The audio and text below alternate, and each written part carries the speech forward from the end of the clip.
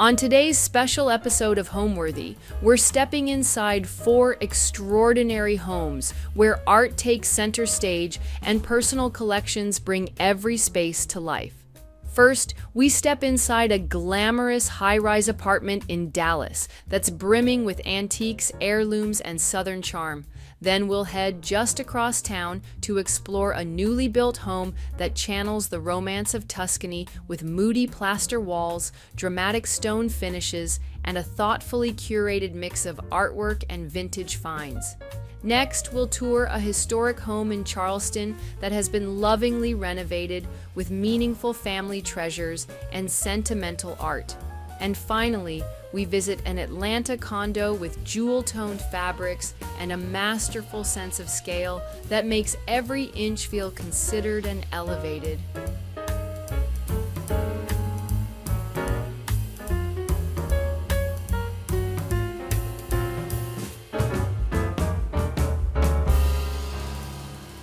This summer, Homeworthy is proud to support the nonprofit Serious Fun. Hey volunteers! We need you!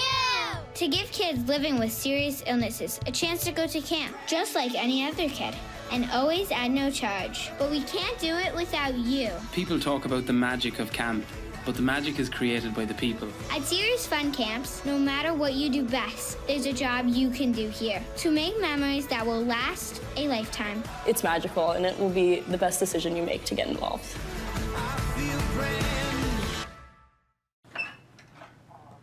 Hello, Homeworthy. I'm John. Welcome to our home in the sky.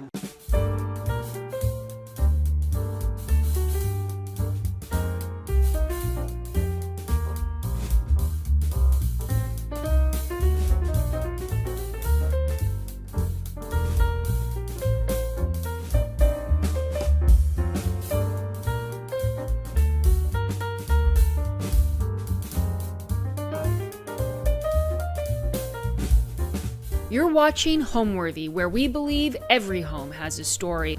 Like and subscribe for more. My name is John Pfeiffer Mars. I use all 3 names because the credits are longer that way. Anyway, Pfeiffer is my mother's maiden name in the South. A lot of times we get our mother's maiden name. And we are in our condominium in Dallas, Texas. I am not a native Texan. I have lived here for about 35 plus years. So Dallas is really my home now. I've been here longer than any other place. I originally grew up in Northwest Arkansas in a very beautiful part of the state, the Ozarks. Where do I begin? It's a long, long story. I just have enjoyed the design world. I actually started off as a theater major. I love theater and set design and costume design. I had a wonderful, wonderful costume designer who had us do interior renderings of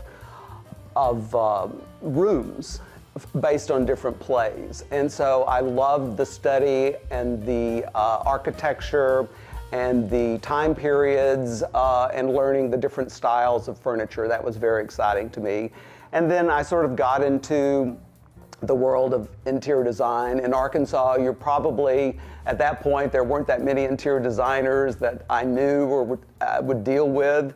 So my world came through the magazines, and I followed people that I loved. I devoured each issue of Architectural Digest, House Beautiful, whatever I got, I would devour them. Probably the most life-changing thing was I was scouring the library and I found a copy of A.D. and Chanel's Apartment was on the front cover. And I think it changed my life. That chocolatey brown suede sofa, the Coromandel screen behind it. I don't know, I just couldn't get over it. And so I was fascinated by interior design and what interior design is all about, or decorating. I liked it all. So what am I about? I'm about trying to give the client a space that they really enjoy, that is more of a reflection of them than me, and is something that they enjoy coming home to, and enjoy living in. I think the biggest thing was a spectacular view over Park Cities of downtown. And there's never a time that I don't enjoy looking out the window and seeing the view. So a lot of people say, well, you don't have a fireplace. Well, I don't. I wish I did, but I don't. But who needs one? I have a view, and I think that sort of takes the place of the fireplace. Then we like our stuff, so we like looking at our art and the things that we enjoy living with. This is the entranceway. I'm a little old-fashioned. I kind of like to have an entry. I don't like just walking into the living room, or in this case, the dining room. So even though it's small, the unit actually has an entrance, which gives you a chance to have a piece of furniture or something to as a focal point when the guest arrives. Here's a monumental piece of Parian ware that I just love. And so she became the focal point of the entrance hall. And then I do enjoy a combination of old and new. I love antiques, but I like to interject more contemporary artwork, and I think it gives it a fresh look and keeps the residence from looking like an antique shop or kind of old and tired. So in this case, I have a nice collection of paper pieces. This is a Pat Steer and a Victor Vasarely, and both of these are modern looking, even though they're actually not that current, but they are very modern looking. And then I think it's a nice contrast to the more traditional pieces of furniture. So even though the entrance hall is small, you sort of get a feeling of walking into a space that is lower ceiling and lighted sort of dimly, and then you turn the corner and come into the dining room, which probably wouldn't be my first choice, but in these units they're configured where the dining room is at this particular spot. We do have a pretty good sized dining room, which enabled us to have a lot of furniture in here, which is good. You'd think we had big dinner parties, but actually we're more cocktail people, have a little cocktail and then go out to dinner. Dallas is full of great restaurants, so there's no need to actually cook. Besides, I don't know how. So anyway, the dining room, we chose a skirted table because the room was a little too leggy. And it seemed like it was all brown furniture and leggy and needed the softness of some fabric, plus the fact it's great storage underneath. So do not ever lift up this table skirt. It's full of stuff underneath it. But it gives a nice space for books and for just flowers and things that we enjoy, you know, collecting. So speaking of collecting, you know, you're entering a collector's home, and collections are what it's all about here. This is a collection of English ironstone, which I started years ago. It's circa about 1870, something like that, and it's called Etruscan vases. You know, if it's over $30, it's a vase, not a vase. So anyway, I love this pattern, and I just think it's so pretty. It's very classical, and it has this luster, copper luster border. It's just such a pretty piece. I found one piece years ago, and I thought it was the only one in the world, and then I found two, then I found three, then I found four, then I found a giant dinner set of 144 pieces, which found this cabinet to house it all, store it, and also display it. People ask me, well, do you serve off of it? I'm like, are you kidding? No, but I could. It's fun to use for, you know, serving little sandwiches or something. So I easily could, but I typically don't because it would ruin my display, right? This is a great piece because it has a rather empire style or look to it, but it's super storage. So linens can go in here and other tableware here. And then it had this great display cabinet or space for the transferware, which I love. And then it was kind of an awkward height, but it became a great surface to put a collection of other pieces, Parian-ware, which we kind of like the more classical Parian-ware pieces, and some of these aesthetic movement transfer-ware vases and such. I just think they're very interesting, and it kind of gives you a nice tablescape, even though it's not a table, china cabinetscape at the very top, I suppose, which makes it fun. Anyway, so that's kind of a collection that I really do enjoy, and you'll see tons of it. You'll probably be sick of it after this tour. James Campbell, I share this place with him, and he's my toughest critic, and someone that has a really good eye. He's very much into art, and he's also my toughest client to deal with. I put the chairs pointing outward because it's so awkward with a skirted table to scoot a chair up. So, you know, if you do this, it just looks stupid to me. So I think it's more interesting to have them placed outwards like this. Plus, this room with a big party can get a lot of use. These scoot away from the table, and we do a buffet here, and then it just becomes extra seating that people want. And then the other thing, the carving on these chairs, it's really, really pretty. And I just like looking at that when I walk around the table. So that's kind of the reason. I think it's practicality. I don't really like to eat around skirted tables because of scooting my knees up into the fabric. So unless they're split and designed in such a way to accommodate a dinner guest, then I think it's a little bit awkward. But, you know, rooms can get too leggy easily, and I think a skirted table really makes a big difference, and you're seeing sort of a resurgence of skirted tables right now. For a while, nobody did them, but now it seems to be coming back. And so, oh goodness me, here's my book right here on the table. So I think this is fun because that is the cabinet, and this was the shot for the cover of the book, which I always wanted from day one because I think it just talks, it says, this is me, this is what I like, and I love living with the things that make me happy, and I want to look at them, and I want to enjoy them. So the book is all my clients that are collectors and have different collections, and I don't care what you collect as long as you collect something, and most of the time I get the job of making the collections look good, figuring out how to like the collections, how to display them, how to edit them, and that's my job, and that's really, really what I like. So there you go. There's the book. We found this console table, and it needed a lot of restoration. I added the antique mirror at the bottom, which I think gives it a little bit of a sparkle, even though it's antique mirror.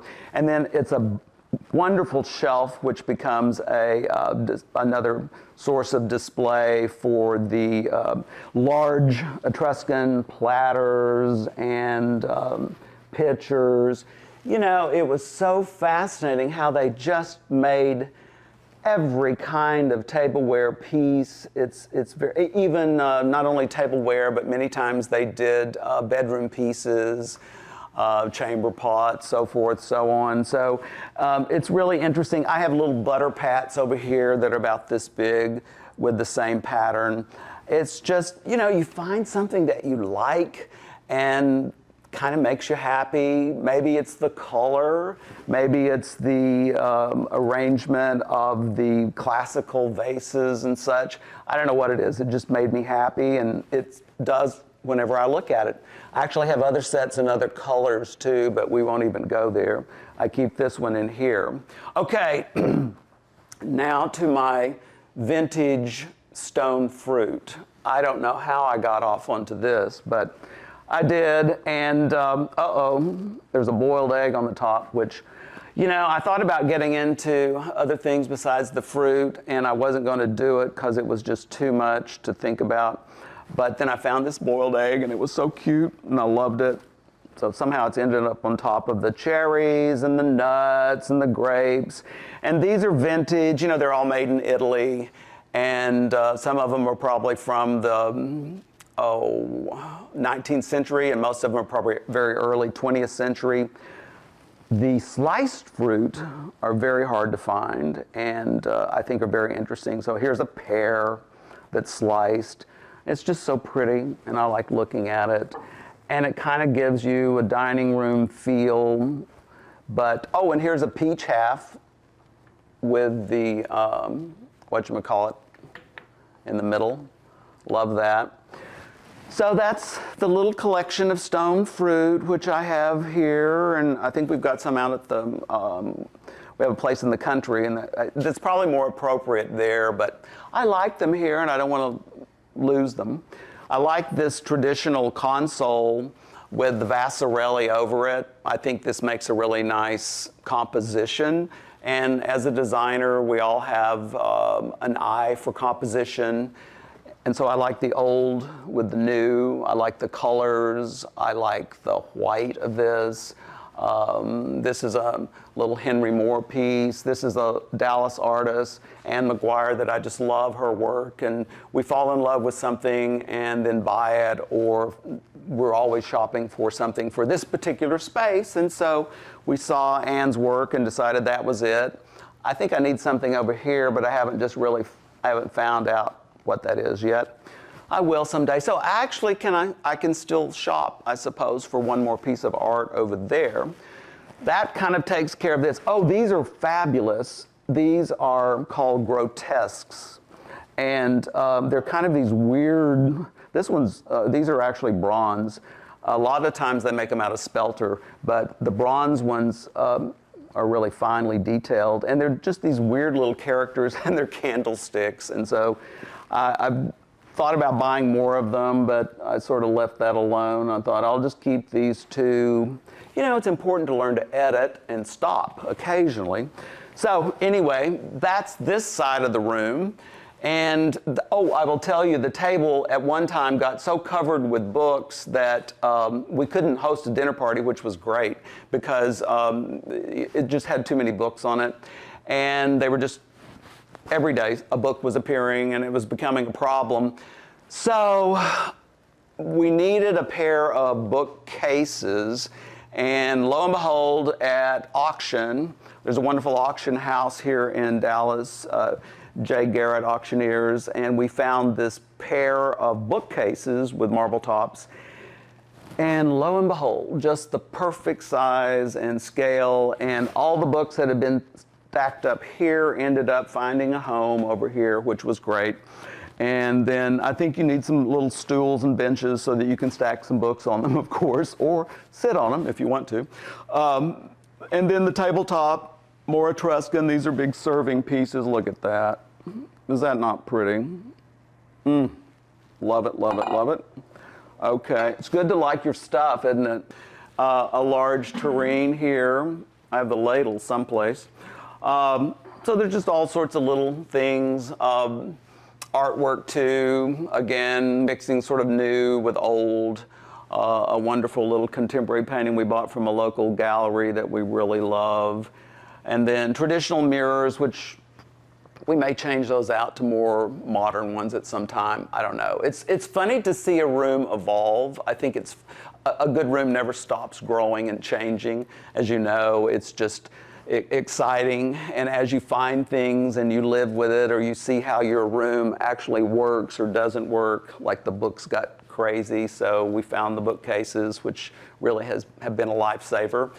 So since the dining room literally flows into the living room, I really wanted a sense of separation, and I think this writing desk gives me that. It defines the two rooms, separates them, but it also gives me another great surface for display. And I love a black desk. I had an older one.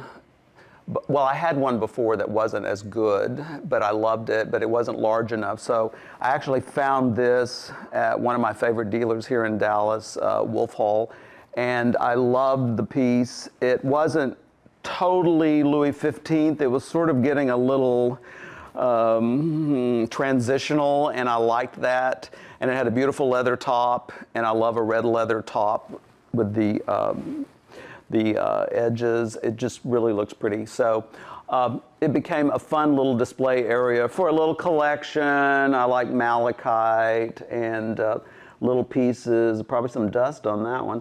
small little things, just interesting little things that you enjoy looking at, some antique books. And then, you know, I told you I was so influenced by Chanel's apartment. I have my little version of the Coromandel screen, which is certainly not a fabulous one, but I like what it does. Again, it gives you a backdrop to put things against. I think black, I probably decorate a lot with touches of black because it's a neutral, it's strong, I think it's masculine, and it really gives a room a punch that many times it needs.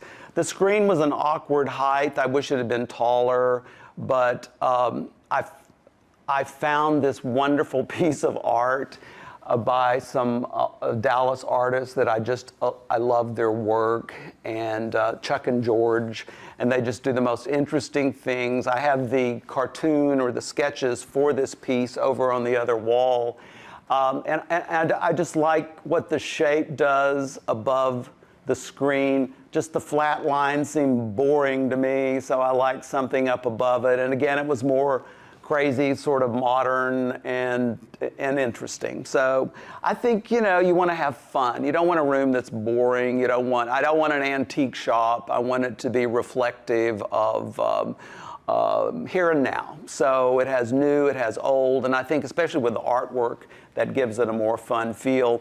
The nice thing about this size room is it gives me 2 conversation areas, which it's so nice to have a room where you can have more than one seating area. So this is the main one with the sofa, and gosh, that's a sofa that I think we restyled for this room. Many times I'll just take what I have and then have it redone by the upholsterer to give it a different look. I think it was a pillow back and we turned it into tight back. And so things like that, good comfortable seating, it's easy to sit down on, and swivel chairs, I'm a big proponent of that. And if you want to do sticky, antique-y looking chairs, I think they need to be comfortable, especially for guys, not too delicate. This fellow was something that I actually bought at an auction, and he just was so wonderful. And then I found a nice pedestal for it at my friends here that have a great antique shop in Embry Lake. And then I think the juxtaposition of the more contemporary art, Graham Sutherland, Moreau, Vasarely, and another Moreau, it just really counterbalances all of the antique look. Again, touch of black with the coffee table, and then just little things. This was a Dallas socialite that we bought this gilt piece at her sale, and it's just fun. You know, there's a lot of little shopping experiences. You take a trip and you buy something that you love, and then you bring it home, and you always think about that trip. I don't know why, but I love pears. I bought this 25 years ago. David Sutherland here in Dallas, and I wanted 3, I could only afford 1, and he's just been a big part of my life. I don't know why I like pears so much. You saw the other stone pear over there. This one is by an artist, it's ceramic, and has a little wooden stem that comes out, which is interesting. A Rousseau cabinet that I have always loved. They did fine reproductions in New York, and they actually had a branch here in Dallas. And so I love the look, the touch of black again, and then just a combination, a tablescape of things that we like. This is something to do with a loom in the little gilt piece. Just again, Perrion. This is a current artist that I loved his work. It's just India ink, and it just has such great movement, and I think it's fun just leaning there. I'm not a big proponent of leaning art, but I like that one. You may wonder what this little table is doing over here.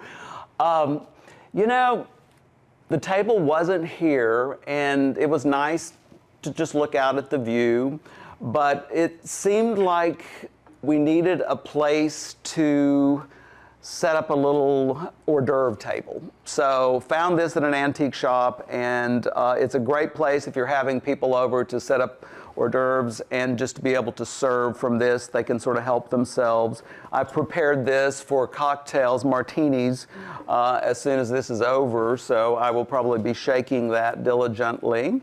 And then the other thing is you can take this chair and scoot the other one up, and we do dinner here many times, enjoying the view close to the glass and seeing downtown. So I think that was a really smart investment we did. I thought it would be temporary and I would take it out, but it's never left because it's so serviceable. So I think when those things happen, you need to listen to them, and that becomes a part of the room. The piano, we discussed, I had to deal with that because I had it and I wanted it, and obviously that's one of the first things you have to figure out, where you're going to put the piano. Fortunately, the room was big enough to accommodate it. And then, you know, just extra seating here. Again, the Calder, I think, gave it a fun counterbalance to all the antiques. I like the jolt of orangey red. I think that's fun. Some different artists that did different things. We call her the opera singer because she looks like she's getting ready to break forth into song. And it's just, you know, when we have someone playing the piano and enjoying the room and enjoying conversation and friends, it becomes alive. People make the room come to life. I studied for years, but it's all evaporated. Now I can barely play chopsticks. But I have really talented friends that play beautifully, and so they can come over and play whenever they want to. So that leads us to the other side of the room, which is probably the most popular, the bar area. There was a bar here, but it was orange and awful, and so, well, it was outdated. It was perfectly fine at the time, but we ripped it out, and this really makes the room work.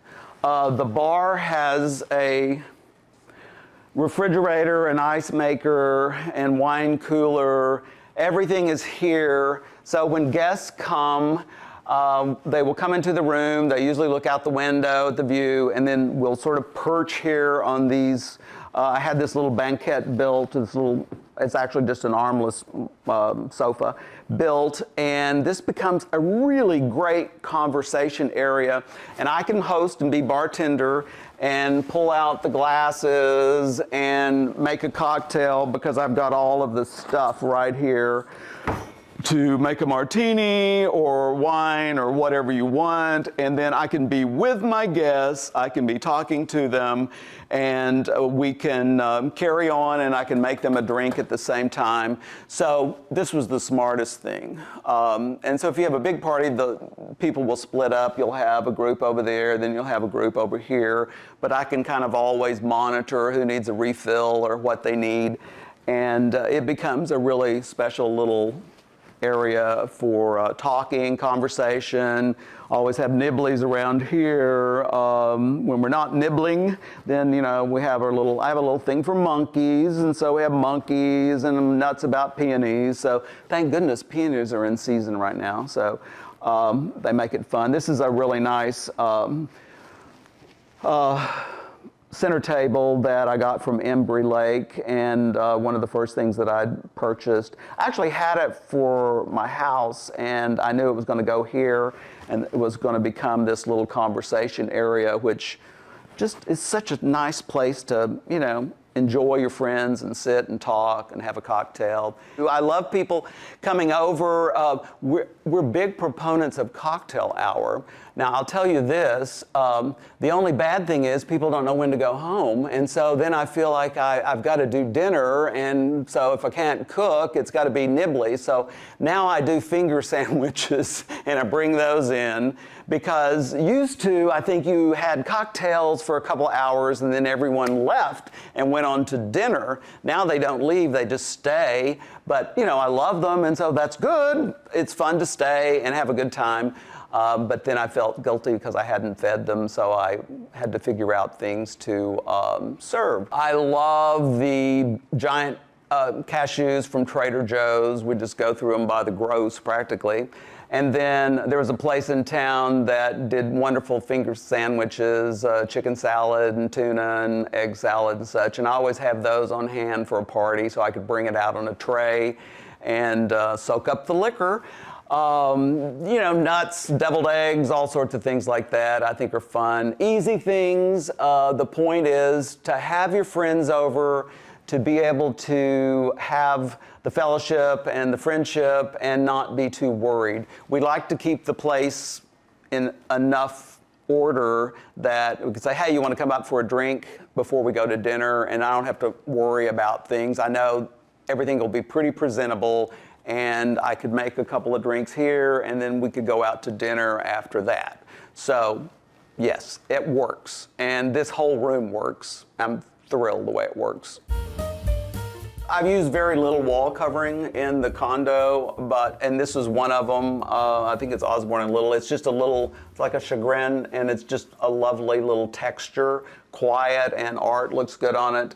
And the only thing that I kept from the previous owner was there was a fabulous Cheryl Wagner sink and onyx top and onyx fixtures, and I had to have someone come and repair it and fix it all. But I loved it. I couldn't just toss it, and I kept that for the powder bath. And then we have some kind of special collections of more traditional pieces like Napoleon and his son, Edward VII as a small child. And then my favorite collection in the whole, well, I say that about everything, but okay, you've heard the song, stuck a feather in his cap and called it macaroni. Well, in the 18th century, people went on the grand tour and they would come back a little affected from their trip, seeing, you know, all of the wonderful things in Europe, and especially Americans. And so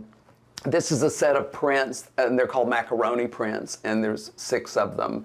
And they're all so humorous and so funny, and they make me laugh. And hopefully, if a guest comes into the powder bath, they can also get tickled while they're doing their business. So the macaroni prints, I think, are exciting. There's a closet in here, which had been a shower, but now it's a closet. Holds wine and luggage, so everything is sort of multi-purpose. Oh, I didn't tell you, all the doors originally were orange, so I had them all removed. I had new doors done and in a mahogany look of wood, and then French polished. And so I think the little touch of wood on the doors, and I left the casings and everything white, but just really made such a difference. Also, I do unlacquered brass. I like the way it ages and patinates, and I think it's pretty. So some people would not like it. They would think everything has to be polished. I enjoy getting the Brasso out and polishing up my door levers occasionally, or my pulls on the bar. All of it is unlacquered, and I just like the way it, you know, over time sort of becomes this warm kind of golden color. If you're going to do hardware, do good-looking hardware and do overscaled hardware. I hate bad hardware. And touch everything first. I always tell the client, you know, touch it, see, does it feel good? Because if you're going to grab it every day, you want to make sure that you like the way it feels and it doesn't cut your hand or whatever. So that was the little powder bath, which is off the living room.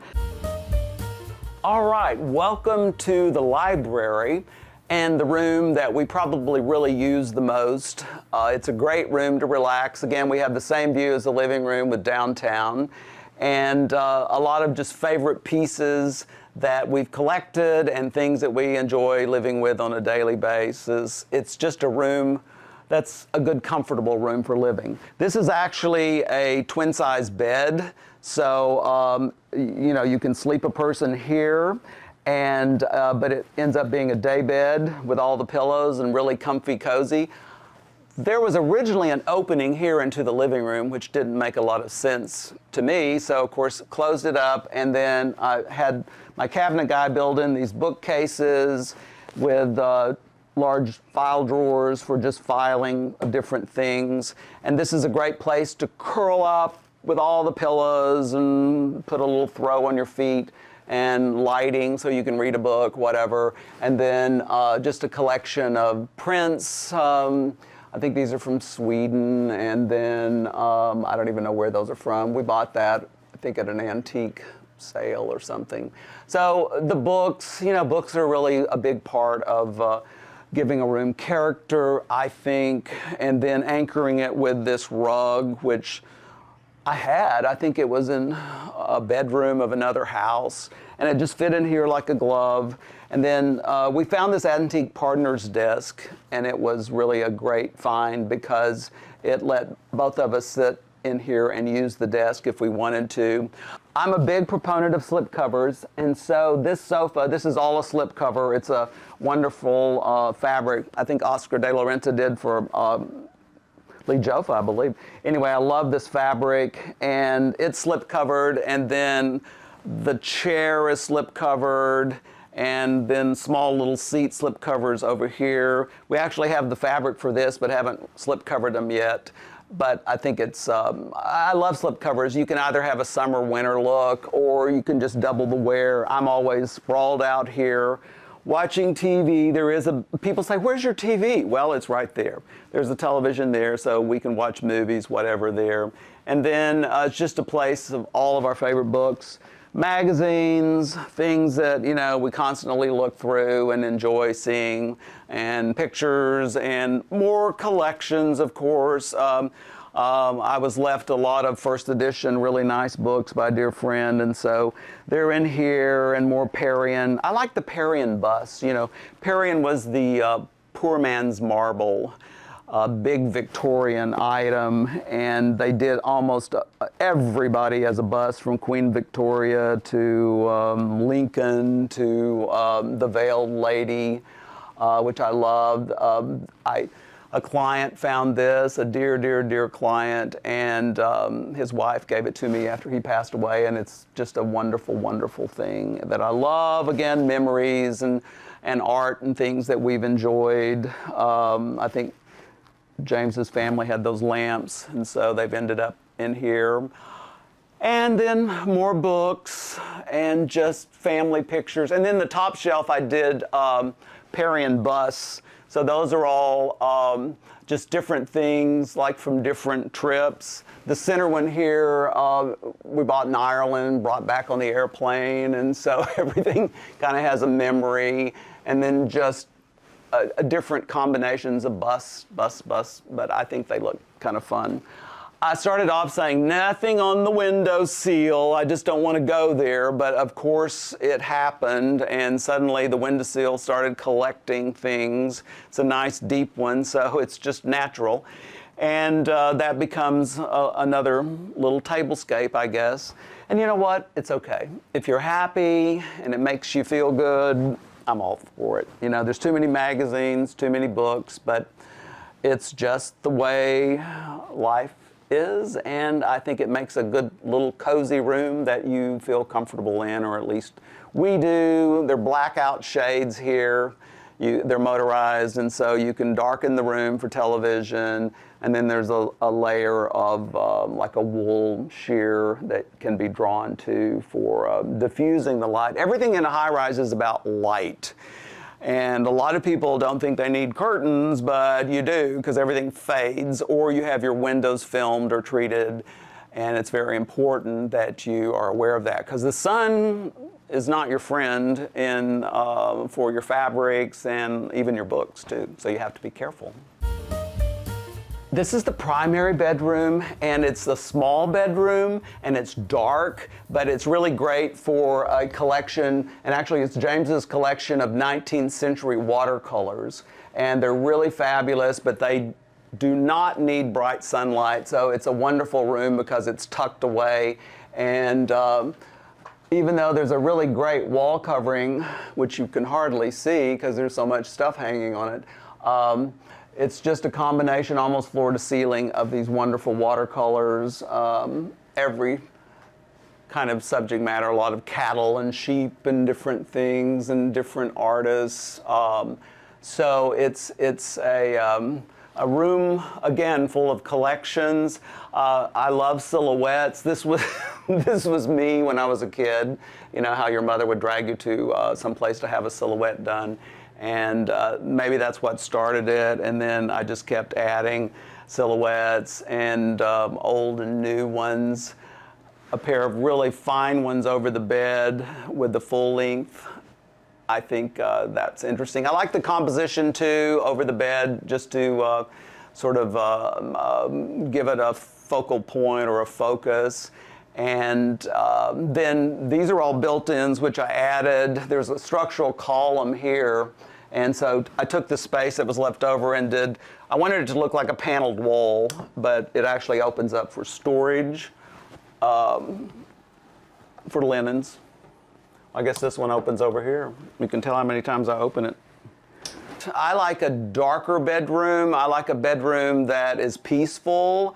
And I will tell you about one of my favorite things. Again, I keep saying my favorite thing, but my grandmother Mars, that I love dearly, left me her old brown secretary, probably from the 40s, and was nothing special. It arrived one day and I thought, what am I going to do with this?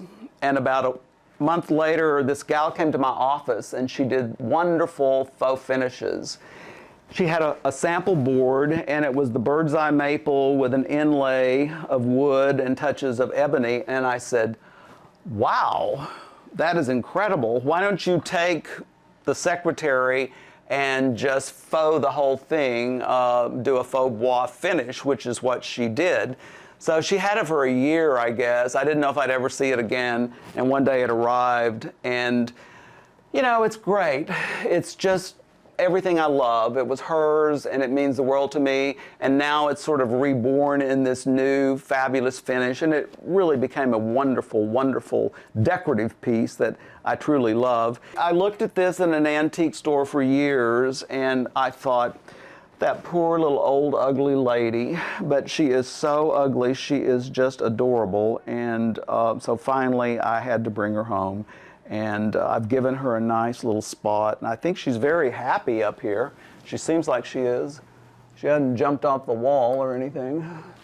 I was just going to say that the thought process in the renovation of this place was, I kind of wanted a pre-war building look, and so the tile, the marble, I wanted sort of an old pattern, and I love marble thresholds that separate the wood floor. Each room has its own pattern. There's a border and the herringbone pattern for the wood, and then the bathrooms, the tile and the pedestal sink, I don't know, it just sort of had an old feel to me that made me think it could have been here forever, even though the building was 1966. But I said, if you have a condo, you can sort of make it up and come up with whatever particular style you really want to have. And that's what I did.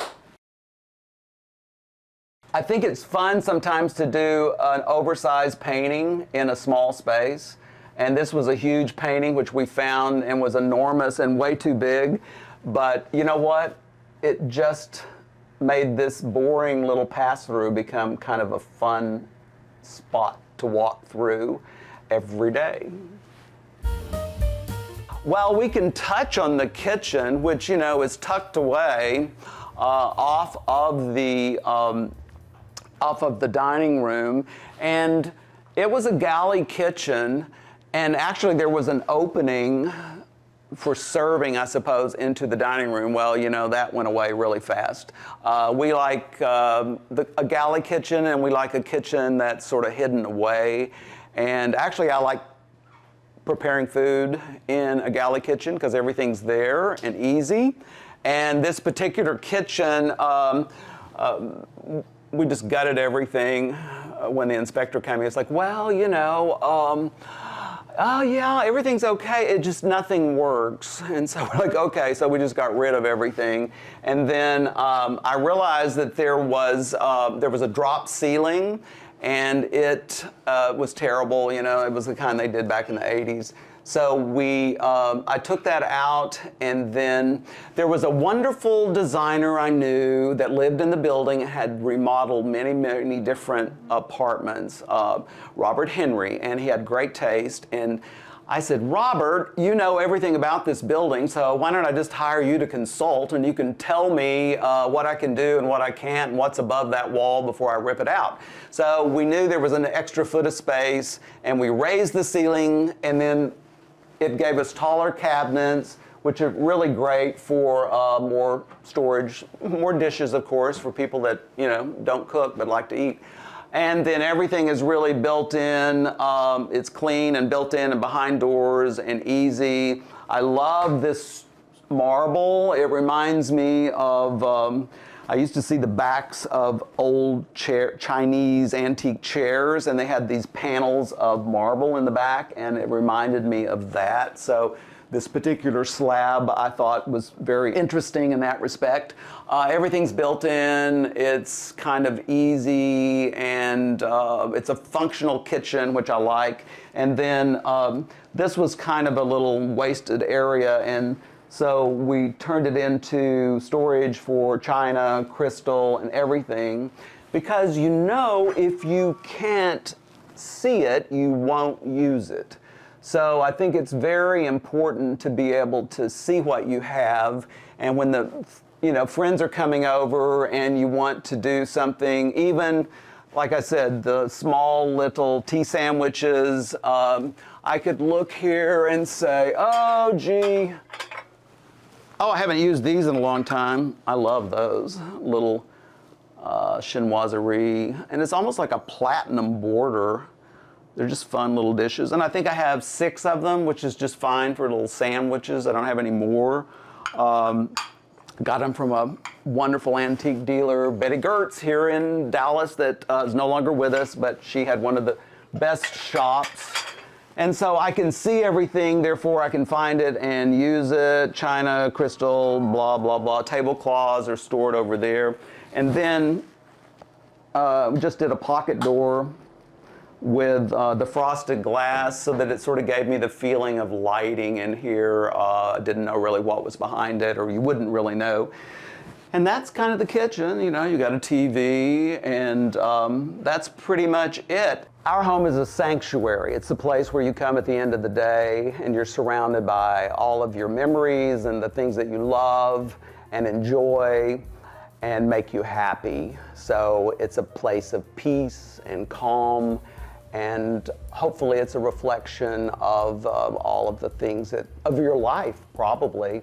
I just think it's really important. I love rooms full of memories, rooms full of things that you love and that really make you happy.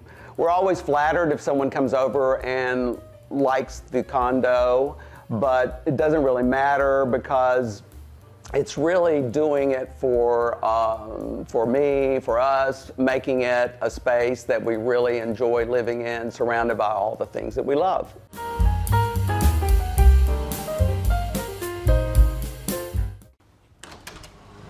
Hi Homeworthy, my name is Pierce Jordan. Welcome to my home in Dallas, Texas. Come on in.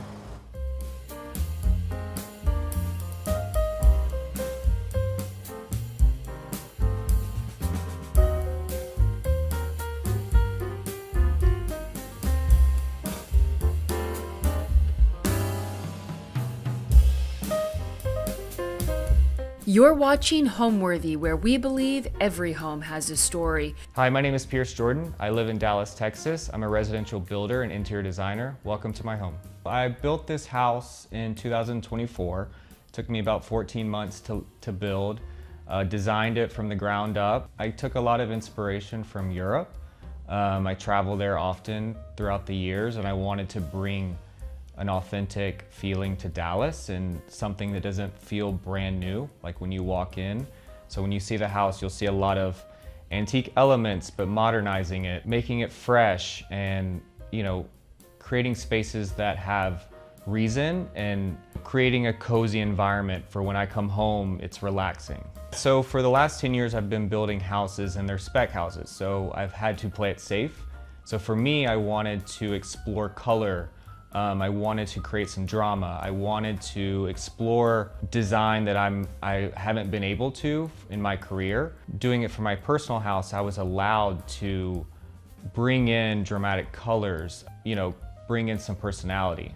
So I'm really drawn to Italy, especially Tuscany, and traveling there, seeing the hotels, the vibes they create. There's just a sense of peace, very design driven, very unique. There's a lot of items in the home that are one of a kind. Again, it's back to color. I'm sitting on a pink sofa. It's not normally something a lot of people would gravitate towards. Picking out marbles and stone throughout the house that are bold, that are dramatic, but then you'll see, there's a way you can play off of it through the whole home that doesn't make it overly dramatic. If it's done right, you can blend and, make it feel at ease.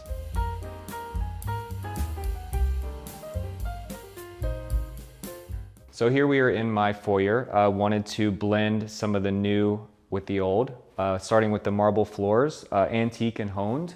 Plaster walls, wanted to create a warming environment when you enter the home because some of the rooms off of this is dramatic. So it's kind of looking around the corner, wanting you to see what's next. Here we have a piece made by Ben Medansky in LA, kind of the new form of art for my house. Ceramic, beautiful piece.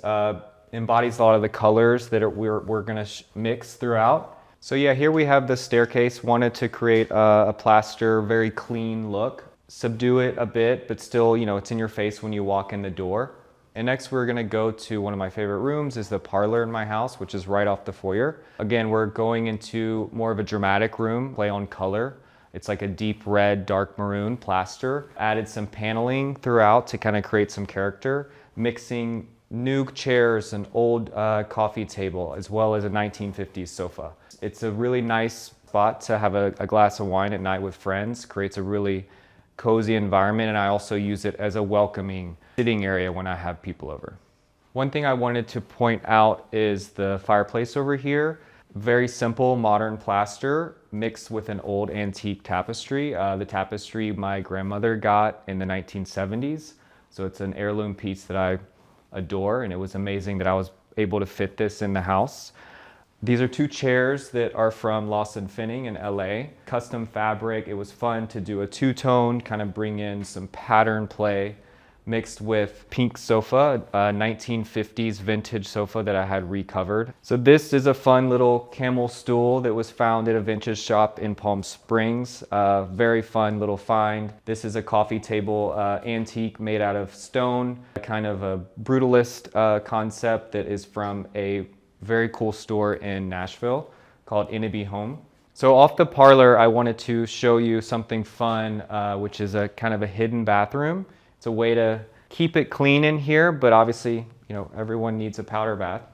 So here, building the panel over the door, really a great way to hide it, along with the Venetian plaster. There's no, trim around it, so it really does hide. So here in my powder, I have, a beautiful red travertine stone. Again, we're continuing the deep red plaster, bringing in the antique brass elements in the faucet. Vintage mirror from the 1920s, kind of art deco, super fun. Something I wanted to point out, which is pretty unique. I do have a shower in here. A fun way to do a door was to do a pivot, steel door with some ribbed glass. Pretty cool. Paint the same color as the walls. Kind of, when you close it, keep it hidden. These sconces I found from Urban Electric. Beautiful antique brass finish. I love the tubular mixed with, the harsh lines on the mirror. Again, we have the kind of a handmade brass fixture, also from Morocco, similar to my bar. Love the patina look. It has, kind of intricate details like someone, hand sketched in it. And next we are going to step across the foyer into the formal dining room.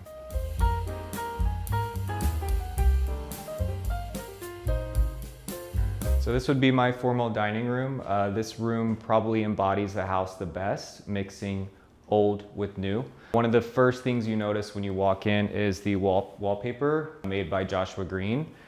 Mixing it with super modern lighting, bringing in the old, the new. Behind you, you have a beautiful antique fireplace mantle from the 1700s. I had the table and chairs custom made by a local artist here in Dallas, mixing some vintage old planters and ferns kind of creates a vibe in this room. On the ceiling you have the same color from the parlor, so it's a way to connect the two rooms, but still they each have their own identity. So if you look at the chandelier here, there's a rust finish on the top with a really pretty bronze underneath that really creates a glow. It was custom made by Atelier in London. Over here we have sconces from Stahl and Bond. They're called the moon sconces, which are made in Paris. I love the modern mixed against the wallpaper. It really creates a very unique feel. Above my mantle, you have a beautiful piece of art that was commissioned by Huey Hofmaster. Really, really unique piece to bring in a play and have fun, keeping it moody. Really important things of this house that I wanted to accomplish was that each space was unique, but I also wanted each room to be able to connect. So one way to do this was the plaster ceiling is the same colors of plaster walls in here. I have fabrics in both rooms. Connecting it in small ways really helps, you move from one room to the other and they all feel connected. So I'd love to show you my kitchen, but before that, in between the kitchen and the dining, I have a kind of a secret bar, a little kind of prep kitchen. It's kind of an extension of the dining room in terms of colors, still bringing in the moody reds. I have a lot of heirloom and like crystal from my mom, my grandmother that I really want to incorporate and that I actually use day to day. So here we have a crystal that has been handed down, from generations that I really appreciate and actually use. I have a little vintage painting I found, little store here in Dallas. I have these fun little Frenchy napkins that were made because I have a French bulldog. Throughout the house we have unlacquered brass fixtures, and here I have a hammered unlacquered brass sink. It's actually from a company in Morocco, which is very cool, kind of having a vintage feel, which obviously ages over time, which really creates, a unique and antique feel, which gives extra character in your home. So here's kind of an extension of the bar. I keep extra china, old silverware that I use for dinner parties. I am able to cook back here, so I don't have to always be in the kitchen if I want to keep the kitchen clean, which is super nice. Here is an art piece, also from store out of Nashville, but they had a boutique in Round Top, which is a great place to go find art. So entertaining for me would be 5 or 6 friends at my dining table, me cooking. It's casual, but I still like to have a little bit of a chic element. I do love crystal heirlooms for my mom and for my grandmother that I love to incorporate, like the candles, but of course keep it casual, fun, have some good music, wine. I built this home so people can enjoy it and I don't want to be the stuffy, but I obviously still keep it a little bit chic.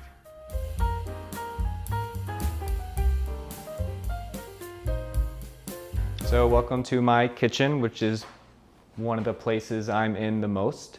I wanted to show you the inspiration of the house, the colors. I bought this slab a year before I began construction on the house. I actually found it on a trip in Italy and had it brought over. I love the reds, the greens, the antique background, kind of the whole reason the house is the colors that it is. So I wanted to keep this kitchen casual and I wanted it to feel more like furniture rather than kitchen. So you notice I have no uppers, all windows. I wanted to create a really nice reveal around each drawer because it looks like a chest of drawers instead of a kitchen cabinet. If you notice the island, I put the bar stools on the side. I didn't want to see them from the back, which is normally what you see. And if you come to see the front side of the island, it does look like just an oversized piece of furniture. So one thing I love to do in design is to use the stone that's on the countertops and integrate it in the sink. It creates just a seamless element, and it's a great way to use extra slab that you have. Going back to wanting the kitchen to feel more like furniture, bringing in these vintage lamps is a fun way to kind of add some character to your kitchen.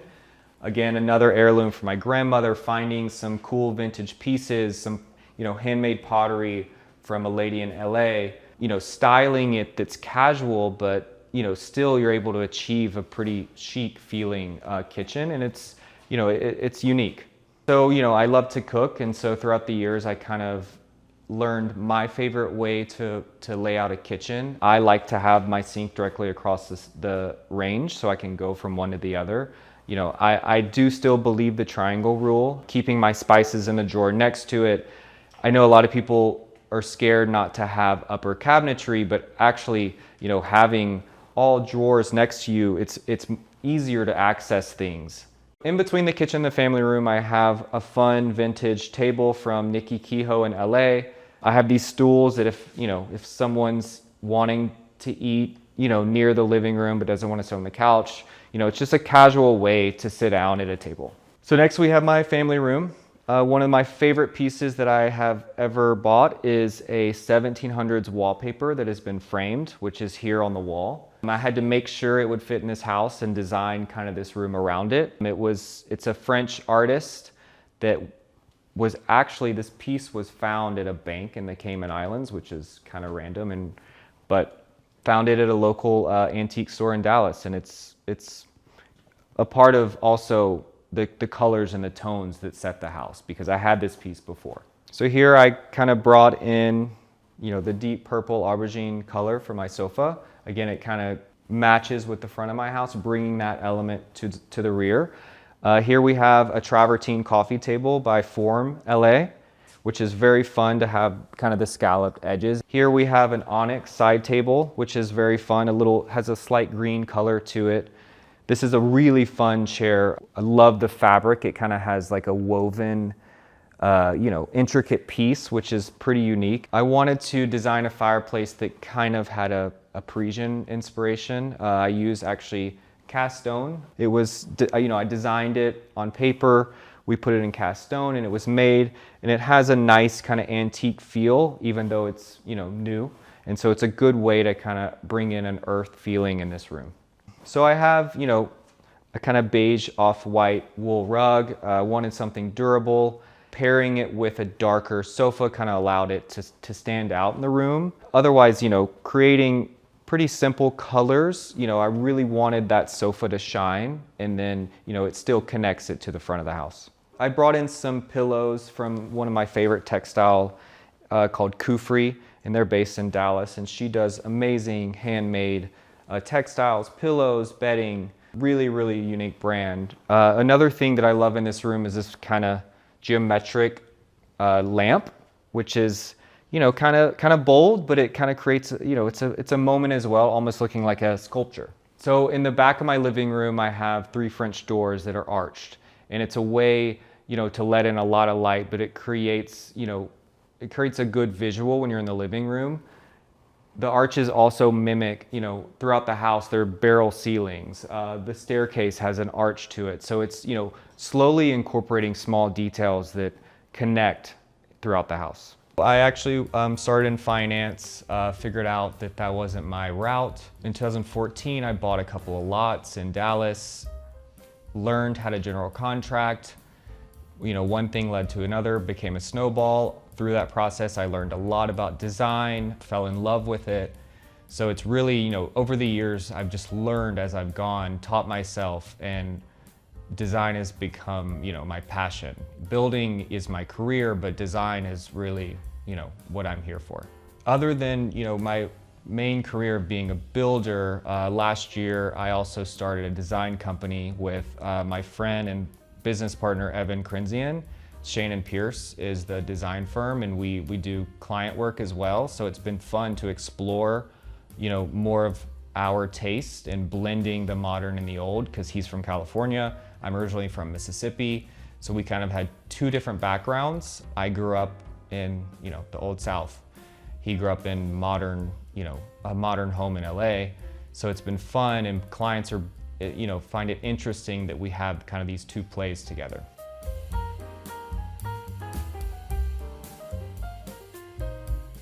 So here we are in my breakfast room. The idea behind this was to create a conservatory feeling. I have a lot of plants in the corner, it's the inspiration for the green. You have the cloud toil wallpaper. really creating kind of a summer outdoor kind of vibe. So here on the floor, you have an Arto cement tile. It brings in the conservatory feeling. On this, the chandelier I sourced from a little gallery in Tuscany, which was fun. I had that shipped back. I custom made this bench, kind of making it, feel outdoorsy. This room could feel like it's, on a patio instead of inside your house. Here I have a table from Lula in Georgia. It's actually an outdoor table paired with some vintage 1950s chairs with a fun black striped fabric. So the couch is from the Jake Arnold crepe barrel line, which I thought the color was really nice, relaxing, earth tones. I found the mirror at Round Top on a sourcing trip, which is where I got a lot of my art.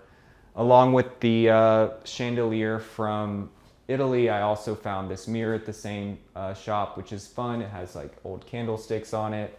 One of the key elements, I think, to make a house feel a little bit antique and used and not new would be to use real materials, real marble, real stone. Not everything has to be perfect, whether it's tumbled or honed. I really believe in using real materials and not, man-made. So I believe that really helps drive character and, gets a sense of almost like the home has been there for a while and not to worry about the imperfections. So now we're gonna go outside, which is directly off my living room, and I'll show you the pool.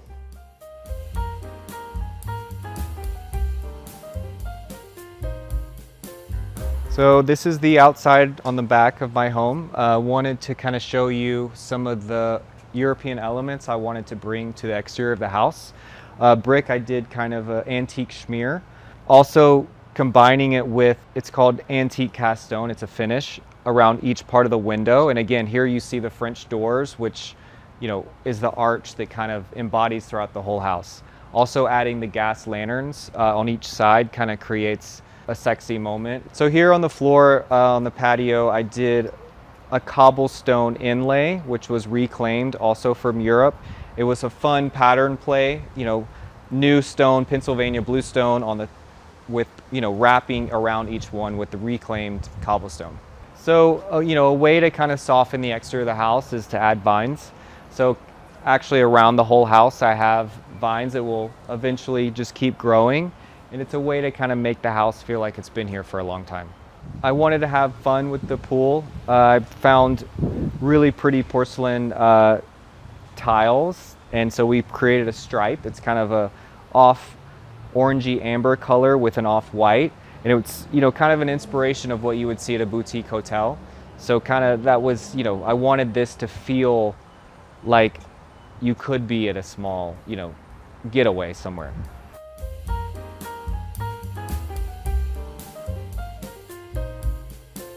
So this is going to be my office.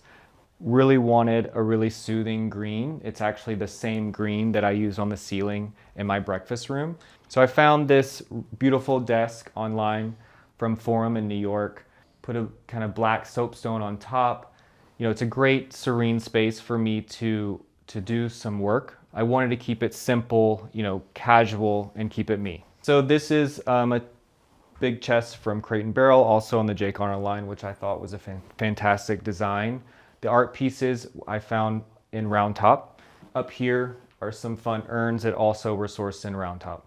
So on the floor, the rug I chose was kind of a woven brown texture, very earthy. So here, two green chairs that I wanted to, connect with the wall color.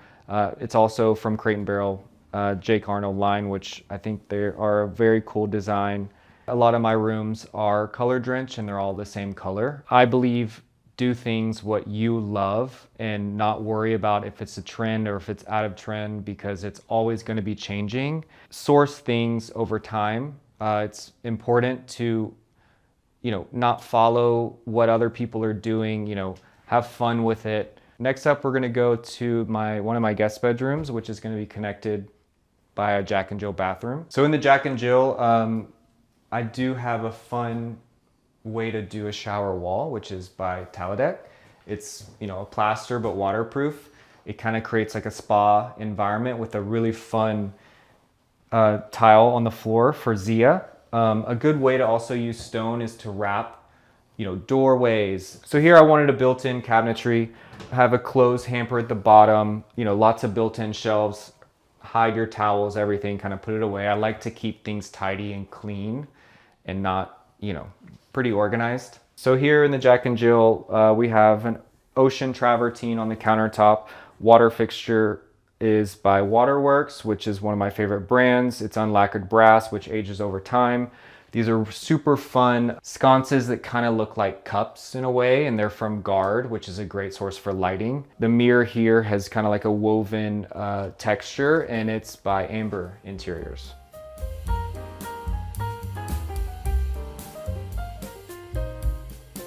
This is gonna be one of my guest bedrooms. I kind of want to have a play on a children's room, but make it an adult, hence the twin beds we have here. We have a super fun wallpaper.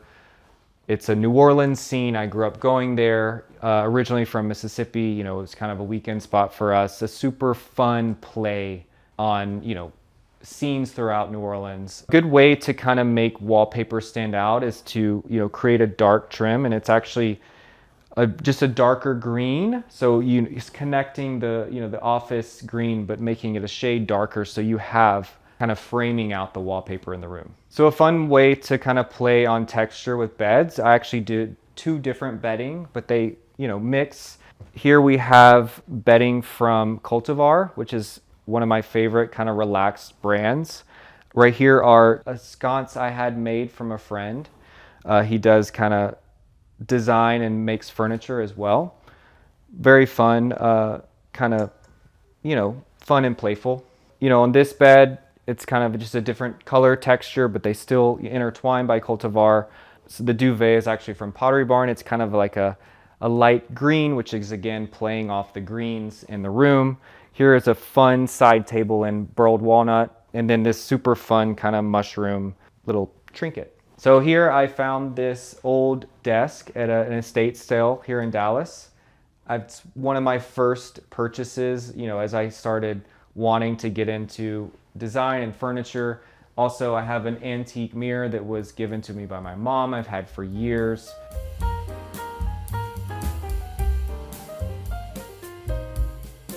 So welcome to my primary suite. Wanted to make this room soothing but colorful.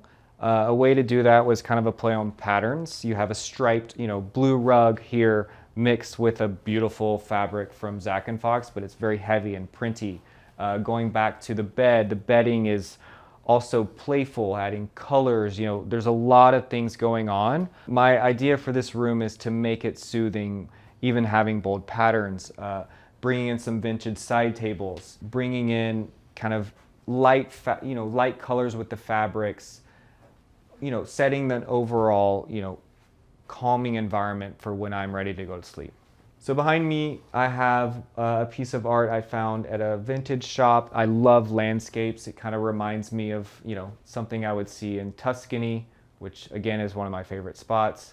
All over the windows, I have Roman shades and drapery. I found a really pretty linen fabric that has some light stripes in it to create some movement, which is actually a Holly Hunt fabric. It has kind of a brown red tint to it. So one thing I like is off my bedroom, I have a patio with actually the tile from the pool to kind of, connect the 2 spaces, and it's nice for in the morning when it's nice out, I can have a cup of coffee.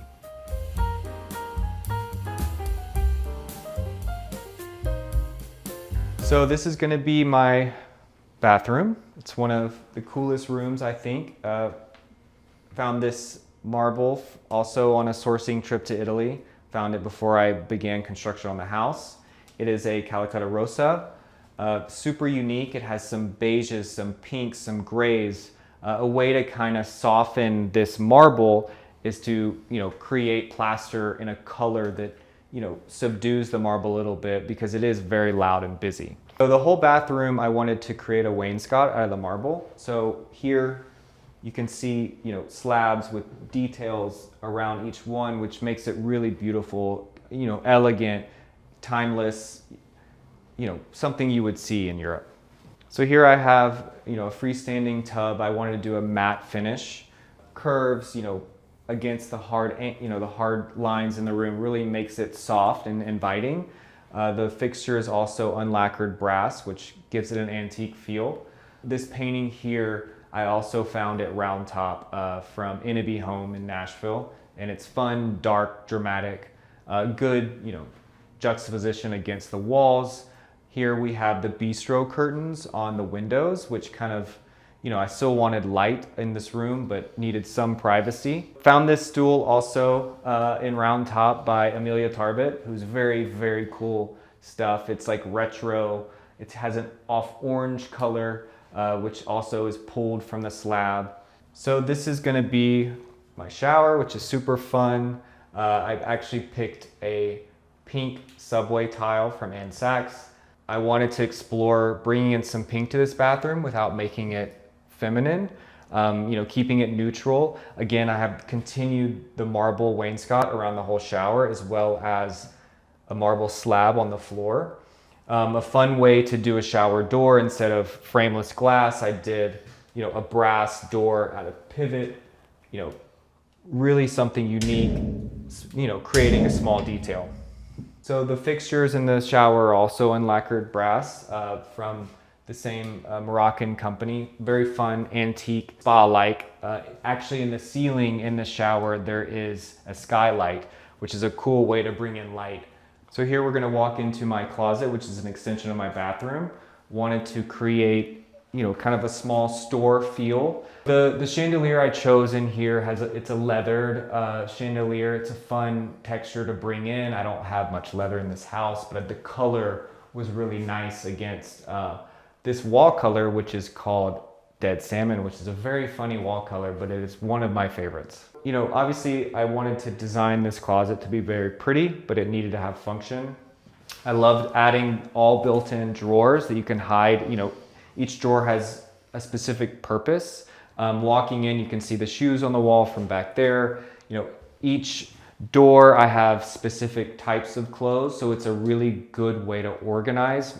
Good way to kind of elevate a closet is to add LED lighting inside the cabinet. So behind each, panel, I have LED strips that kind of illuminates the clothes.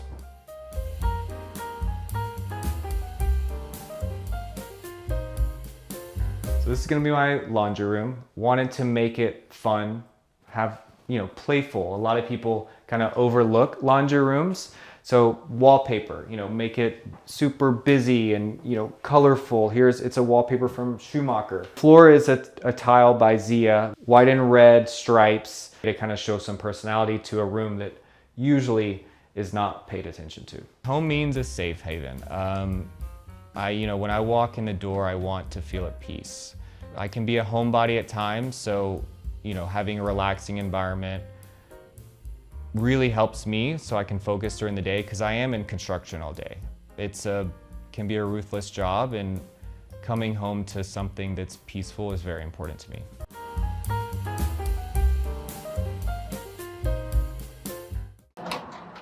Hi Homeworthy, I'm Caroline Lenny. Welcome to the Birdhouse in Charleston, South Carolina.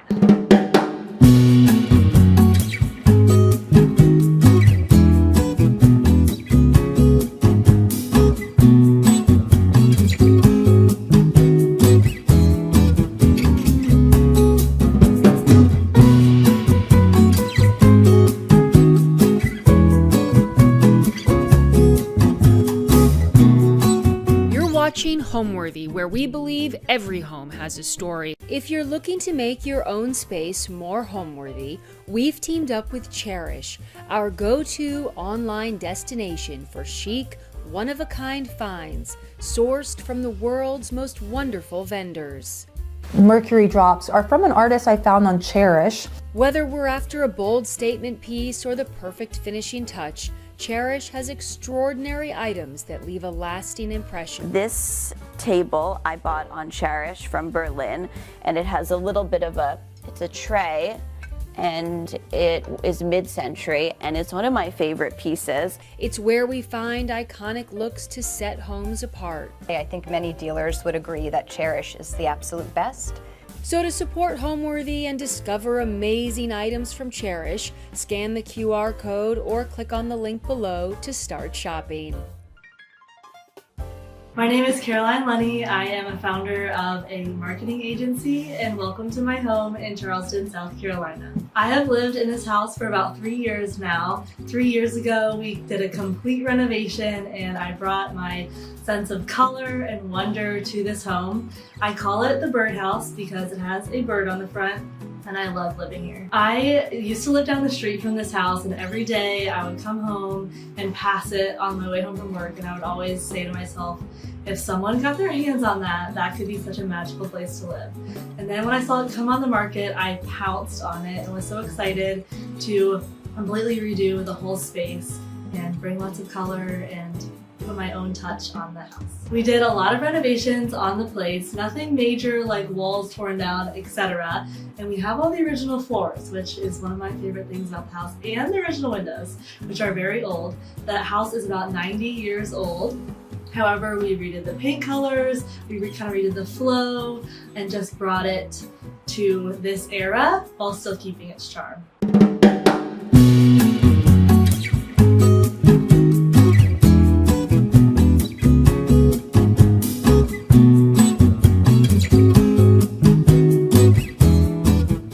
Welcome to my living room. The hero, my favorite part of the living room is this yellow couch with pink piping. I dreamed of a yellow couch, and I actually found this couch on clearance at Anthropologie on the floor. I made my brother carry it through the entire mall into a truck, so shout out to him. I love it. I sit on it every single day. Above the couch is this gallery wall, which is a collection of my favorite artists and things that mean a lot to me. This portrait right here, I got done in Paris by an artist that I love in college, which I've been saving it for many years. This other portrait my dad did of me when I was very young. This print, maybe this is how it starts, is just something that inspires me every day with wonder, like maybe today is when something great begins. So I love that mindset and that print. My dad is also an artist, and this painting here, this print far over here, is a picture of my mom, my grandma, and my aunt sewing when they were featured in a magazine, kind of similar to Homeworthy. So I love that picture to just shout out to the generations of women who have been such artists in my life. We got lots of color happening with the pillows. The more pillows, the better, so I love those. The rug here kind of brings all of the color together. It's one of my favorites, kind of bringing the couch to the floor, then up here to the fireplace, so I love the rug with the clear coffee table. Because this is a small space, we kind of had to break it up a little bit, so that kind of gives you some relief for your eye in the middle of the room. Here is my teal chair that I love, also from Anthropologie, and then some prints above it. I love butterflies. I have a thing with butterflies, so you'll notice a lot of butterflies in this house. We transition over here to the fireplace that we painted pink on the bricks to actually match the pink lining of the windows. So I'm all about the details, and I love that we did these little things throughout the house, especially the lining of the windows to match the fireplace. This painting is one of my all-time favorites. This is actually one of my first freelance projects in college. I did a website in swap for this painting by an artist named Tina, and I love it every day. I think of our early beginnings. So I love this painting with lots of color. One of my favorite things to do is to restyle my coffee table, but right now we have a few coffee table books featured, some coasters, candles important, and my favorite part is a few matches from my match collection in this little heart dish from my mom. I love collecting matches. It's just like such a great memento to remember where we've been and where we go. And then I made these matchbooks for my house, actually, for takeaway guests for my birthday party last year. It says a special occasion is today, which is something I always try to remember.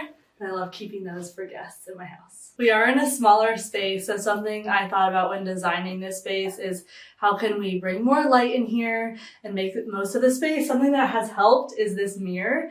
I find that mirrors on walls, we just kind of help see the space a little bit more.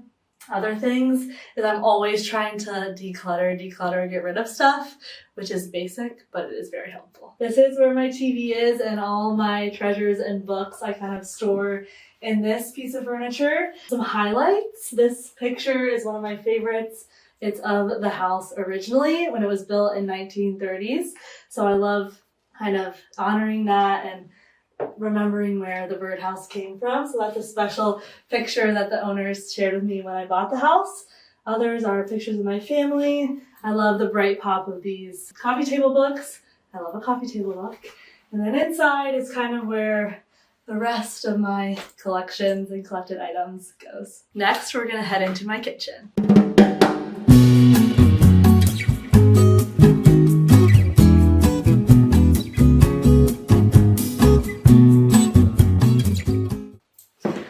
So this is my kitchen, one of my favorite rooms in the house. One of my favorite things about the room is my blue retro fridge. As soon as I toured the house, before it was in this state, I knew that this was a house that needed a retro fridge. So we did start planning the design around this fridge, which inspired a lot of the room. We'll move around here, and these countertops were actually in the house. So we tried to use as much that was in the house during the major renovation as we could. So we kept these countertops, and I love them. I think they give kind of a retro feel, and I love the rich blue color that they bring into this space. Along with the countertops, we also kept the cabinets, and all we did was we added some new brass hardware and some trim to the cabinets, and it was such an easy way to elevate a cabinet door that was otherwise kind of bland and brought a lot of texture to the room, so without having to replace them. So I do love my cabinets and all the hardware. You'll notice also we painted the inside of these windows blue, just like we did in the family room pink, to bring that color pop into the room without having to coat the whole room. I think I ordered hundreds of samples, but we finally landed on this one that really brings all the colors together in the space. So we have the pink from the living room, we have this dark blue from the countertops, we have some yellow, which is my big yellow light in the middle, and it brings it all together, and I love it. I was so afraid I would get sick of it, but I haven't yet. It really is a great backdrop for the kitchen and a different take, because it's this fun floral pattern, which you don't always see in a kitchen space. I love this big yellow light in my kitchen. When looking for a light fixture, it was kind of a mystery, like what should we do? But we pulled in this more modern yellow light, which kind of ties together all the different textures and pieces in this house without giving it too old of a feel. I also think the modern light up against this girly floral wallpaper allows it to work. It allows you to imagine this space. So I love my big yellow light. And this butcher block was an amazing Facebook Marketplace find. I love Facebook Marketplace, especially in Charleston. It's just an old butcher block I got from a really nice lady. And it has some storage in here, which is very key for a smaller space. And I love how it looks kind of old and worn and used. Underneath here for seating, we have two white stools that pull out and allow this butcher block to turn into a table, because we don't have a dining room in this space, which has been a great way to be able to have a dining table and a usable workspace in the kitchen at the same time. This is my farmhouse sink. This was a little bit of a puzzle during the renovation process to think about how do we fit a sink in here. There used to be a very old, very crusty, very bad sink in here. So we tore it out and put in this new, fresh farmhouse sink with this gold faucet that's mounted on the wall, which I love the wall mount. I think it adds a very farmhouse feel. And we also fit a dishwasher in here, which was kind of a miracle. So we have a dishwasher and the sink, and I love it. You'll see above these windows and in the windows throughout the house, I got these bamboo shades, which add this natural feel that kind of ties in the floors and the middle piece here. And I think it gives such an organic bungalow feel throughout the house and some consistency room to room.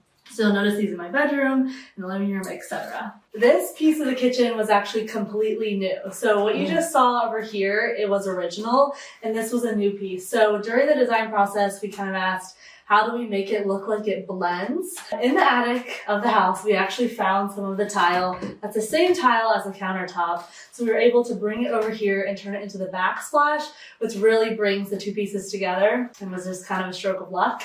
So I love that and the way the cabinets fit together. We have some cookbooks over here featuring my hometown and some of my other favorite chefs that I love. Some colorful dish towels to add that I like to change out seasonally just for some fun.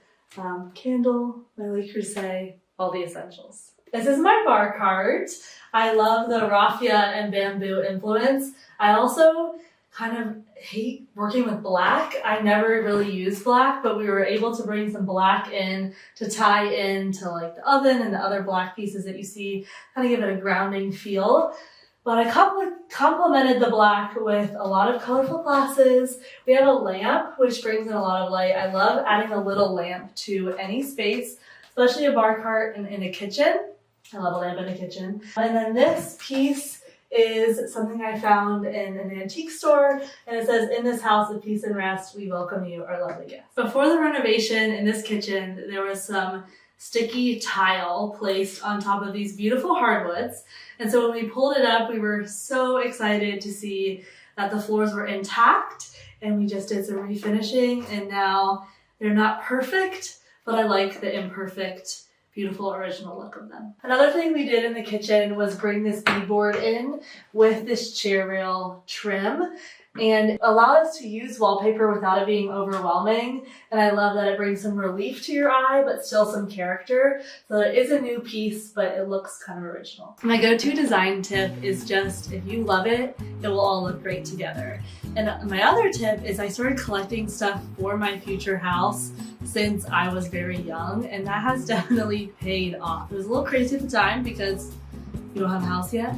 However, it has filled my house with so many treasures that mean so much to me, and that has been really fun over the years to see it come to life in this space. I think what I love most about my home is that it's small and it kind of feels like a dollhouse, but also it's just such a fulfillment of my childhood dreams. I kind of designed it thinking of like what myself as a young girl would love. I grew up going to a lot of open houses and home tours on the weekends with my parents, and I loved color and sewing and crafting and just what art meant. I was also addicted to HGTV as a young child, and so I always dreamed of a renovation, and this house was my first try and kind of my first fulfillment of those early dreams. I would describe my personal style as eclectic and very collected, but fun and approachable, kind of that classic meets bohemian meets color. I kind of like to say I just identify things as, okay, that looks like me, and I bring it into my house. But we have a lot of stuff in here that I've collected over the years from a lot of traveling, a lot of my family members, a lot of things that have been passed down, or things I see that I just love. Next, I'd love to show you my bedroom.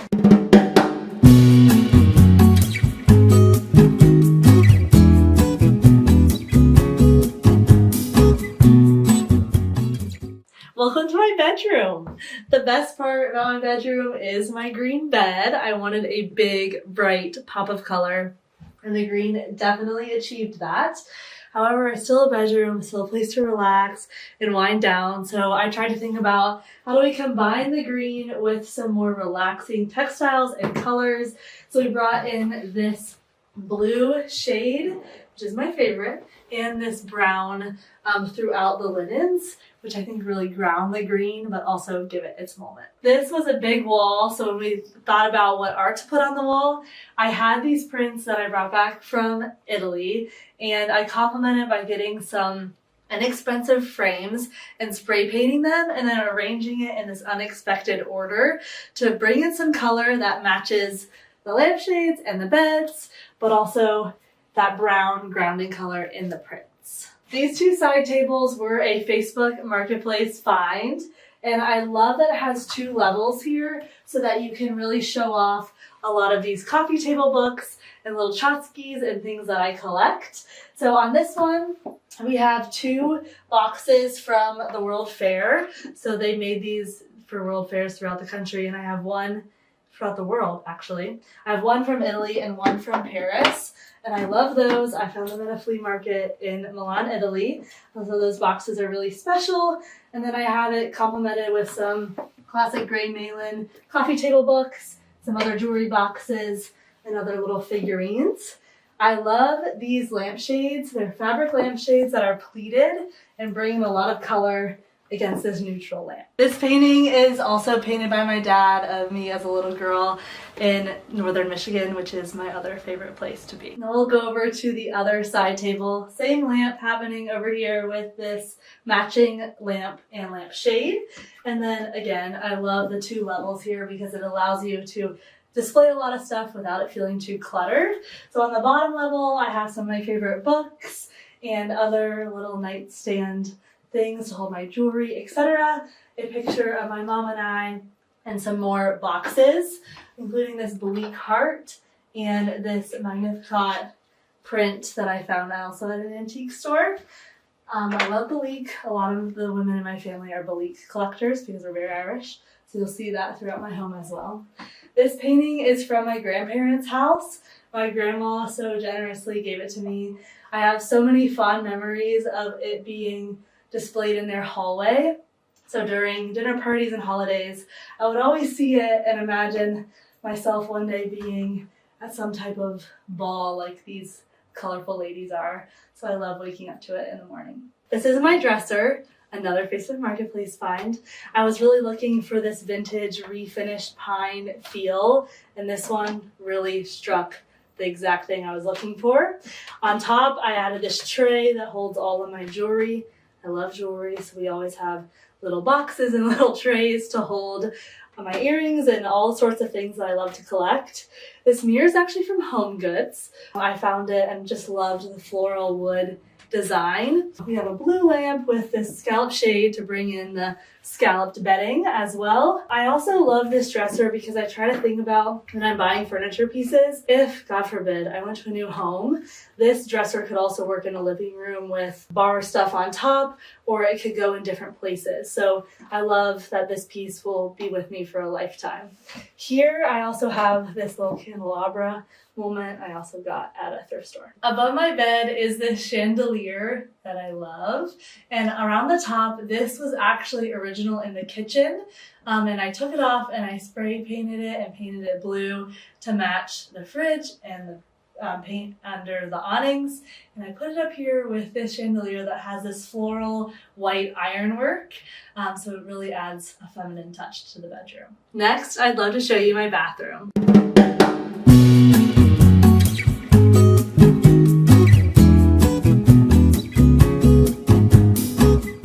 Welcome to my bathroom. I love this bathroom, especially the wallpaper. We chose this butterfly print that brings in this yellow that you actually see this from the kitchen. So it is the same line with that big yellow light in my kitchen, and also some new colors with these blues and greens. We added this cafe curtain for privacy, which was a great inexpensive trick and adds that charming feel. These bathroom floors are also original, and I love the white and black check. When we did the renovation, we took off some black molding around the bottom to kind of take that black out and bring in this white, light, airy feeling. We added this trim on the bottom and brought the tile up as well, which is a great wallpaper saver because you only have to do half the wall, and that allowed us to do wallpaper throughout the bathroom. These built-ins in the bathroom are one of my other favorite things about the house. They are original and also provide a ton of storage and charm. We added these brass features on the sides to bring in the brass elements from the kitchen. And then also in the bathroom, this mirror is also another original built-in, and it opens up to storage. And I love the framing, and I also love that we kept these original features of the home and didn't tear it out and worked with it, as they add a lot of charm now that I live here. This vanity we brought in. I love the hardware that brings the blue. These are leather handles with brass. Brings the blue into this piece of furniture with the same brass hardware as the kitchen. And I love the little accessories such as this pink tray to feature candle, perfume, etc., and bring some character into the bathroom space. And the soap dish over here, like I said, I love collected items. The soap dish I actually got in Budapest when I was studying abroad and carried it all the way home, and now it sits on my vanity every day with soap from Paris. I love the colors, and I also love having these things in my daily life that reminds me of my great memories of travel. This piece brings me so much joy. It's titled Sunshine, and I got it from a thrift store. At the time, I was like, what in the world am I going to do with this? And it came in perfect, and it brought in the yellow. I do love how it's a little bit unexpected.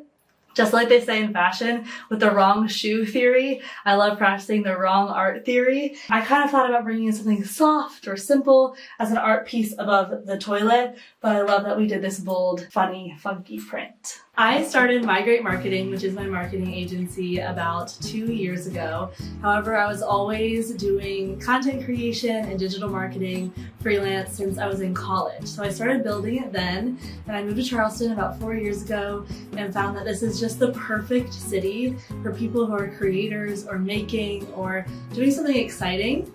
So we kind of jumped into that, and now we come alongside lifestyle brands who need digital marketing help. So we do web and socials and ads and branding and everything that comes along with a digital brand. The Birdhouse, my house, is a 1930s bungalow in Charleston, South Carolina, and the door here, the front door, is to my right.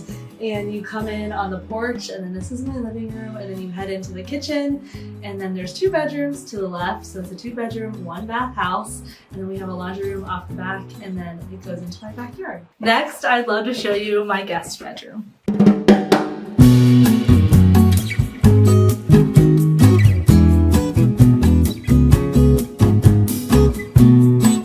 Right before I head into my guest bedroom, I'd love to share the things in my hallway. So originally, this was an old phone booth in the home, and I turned it into this place to feature this grotto art. We painted the back blue and put in this perfectly fitting statue that features Lourdes, France, which is one of my favorite places, and it just brings me so much joy every day. And then above it, in an old frame, I put a wallpaper sample, which is a great way to use wallpaper samples, is picture matting. And then above is just a note that I found in my grandma's things that I took from her home that says, don't just pray about what seems logical and possible, pray hard about the impossible. Because nothing is impossible with God. Ever, period, end of story. And I love that it features her handwriting and her heart in my hallway. Welcome into my guest bedroom and my office. This is a small space, so we really had to think about how we would make the most of it. So we brought in this day bed, which I love. It gives this couch-like feeling, but it's still super comfortable for guests. And then I put this sisal rug with scallops. You'll notice a scallop trend throughout. That kind of grounds the room and brings in that bohemian vibe. For my desk chair here, I found this on Facebook Marketplace as well. It was $10. And I love the mixed pattern and the unlikely wear of the chair. It has this crisscross back and then this turquoise painted wood as well. On this bed, I kept the linen simple and then complemented it with colorful pillows that I like to change in and out, and then a throw blanket that also brings that color in. Color, color, color. That's the theme of this house for sure. And then we also added this light from IKEA that kind of hangs over the bed, and especially when it's on at night, it gives a spotlight and focus to the bed and brings some more intimate lighting into the space. Behind is a blue painting that I don't even know where it came from, but I love the blue color and it hangs on the wall. Also, we added shiplap to this room, which really helped bring what were really old walls, worn out walls, a new life, and brings that cottage, cozy, beachy feeling in here. So that really cleaned up the space. And then this is just bookshelf full of some of my favorite reads and some more art on the top. This is my little desk that I love. I work here often when I'm not working from my office. I love the scallop detail on the desk, and the fact that it's a little bit worn out kind of indicates that we're working hard to me. And then above it, we have some art. This painting was done by my friend Emily This is a simple quote. And then this light actually was the original light fixture on the exterior of the home that you can see in the Polaroid in my living room. We brought it inside the house and I spray painted it gold, and it sits here as a reminder of the original character of the home. Storage in a small house is always hard, so I have little closets throughout the house. This is one of them underneath my stairs where I keep a lot of my coats and a lot of my shoes. And then here are a few pictures from when I studied abroad in Italy that just call back the wonderful memories of travel. Behind this door in the guest bedroom leads to my blue steps and our attic loft.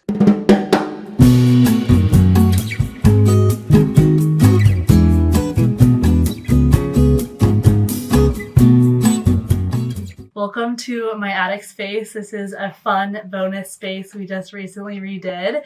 So in the front part here features my little sewing craft corner up here. And when I was designing this space, I always thought about what would my dream scenario be as a little girl. So this is kind of a little girly hideaway and craft corner upstairs. Here we have a little reading nook and bed in the front. And then in the back, we have a full bed mattress with fun pillows. I'd love to take you to this back room next, but definitely watch your head because it's a little bit short up here. This is the back part of my attic. The bed here, this is a quilt that my great-grandmother made. I love the colors. With a few throw pillows, the bamboo blinds we brought up here as well. And then on either side of the bed, a few art pieces, coffee table books, and decoration around the bed. And these are the original attic floors that were up here, and we painted them blue, and I love the painted floor look with the little gaps in between. It feels very charming to me. The shiplap on the walls really crisped up the space in complement to the floors. I think any home comes alive with those personal touches, your personal collections. I am a meaning maker. I love to make meaning. So notes from grandparents or art from your house or things with a memory I find really bring the house some roots and some life, which I love. The second thing I would say is color. I love color. There's a lot of color in here and art. Next, we'll go back downstairs and I'll show you my laundry room.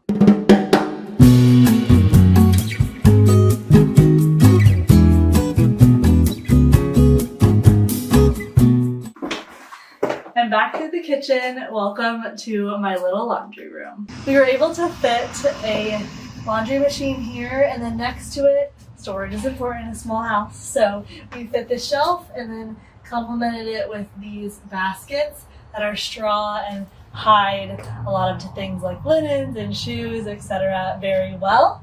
And then hats for extra charm and storage. And then this is a great ledge for plants. This is a great drop spot. We put this bench here where you can put bags, shoes, all of the things as you come through the house. The floors in here are a floral tile that features that blue color throughout the house and also look a little bit worn. Guests often ask if they're original. The answer is no, but I love thinking that they might be. Next, I love to take you to my front porch.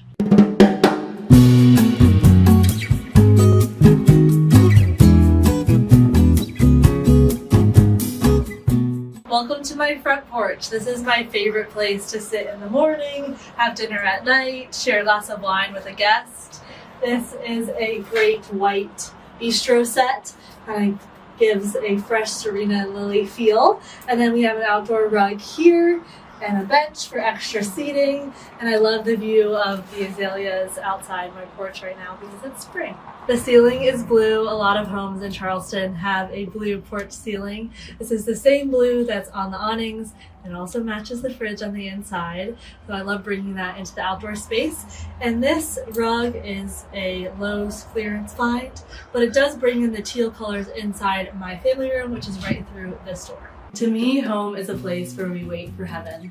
It is a special place that we get to gather and live and where our day-to-day unfolds. For me, my house and my home is a creative outlet. It's a place where I can be creative and live my artistic life every day. Homeworthy, it was so fun showing you around my home in Charleston, South Carolina, and I hope to see you again soon.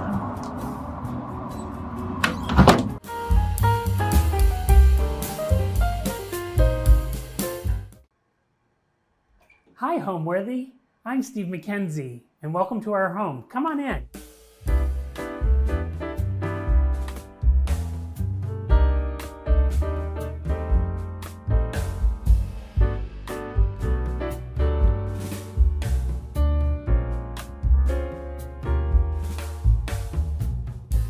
You're watching Homeworthy, where we believe every home has a story. Scan the QR code to subscribe to our new channel, Wedding Worthy, where we celebrate amazing couples and the love stories behind their perfect day. Hi, I'm Steve McKenzie. I'm an interior designer, and you're in my home here in Atlanta. We're frequently asked, how did we end up here? We've lived all over the United States, and in 2012, we opened an interior design business as well as a showroom, my wife and I, Jill. And we commuted from the suburbs where we raised our children, and it was just killing us, the commute. So we thought, let's move into the city. And I'd always had this dream of living in a high rise. I think it goes all the way back to the courtship of Eddie's father, and I thought it was such a glamorous place in New York. And so we started searching, and this was the very first place we saw. And we said, absolutely, we can't live in something that small. And we kept looking around the city and then ended up coming back to this and saying, we can make this work. So 2014, we completely remodeled the place and moved in the fall of 2014. We absolutely searched for how did we want to live in such a small space? And we're really kind of purposeful about how to do that. And we knew that we wanted to live with a lot of the art we've collected over the years, some of the furniture we've collected. So I started moving about the walls and the doors to kind of maximize space, especially for art. And we ended up taking out 12 doors out of this condo, this little tiny condo, 1,569 square feet, but it made it very livable for us. And so that's the way we approached the remodel, and we really gutted it almost everywhere. So the layout of our space is, it is a 2-bedroom condo, as I said, 1,569 square feet. You come in the foyer and come straight into the living room. So it was very important to make the living room very flexible for entertaining. We took down the wall between the kitchen and dining, so we have that combined, and then we have a bedroom on either side of the living room, and then baths follow into those bedrooms. Welcome to our foyer. I feel like the foyer is one of the most important rooms in a house because it sets a tone for your guest of what they're going to experience when they come into your home. It also, let's face it, makes you happy when you walk in the door yourself. I wanted to set the tone here by bringing in the black and white marble, which you'll see repeated later in the kitchen. Gives kind of that European feel. I love this antique console that we found here locally, but it's Italian in origin. There's something about a classic bust that ends up in almost all of my designs. I think it just gives an air of history. And in this case, this Napoleon is exactly what I wanted in here.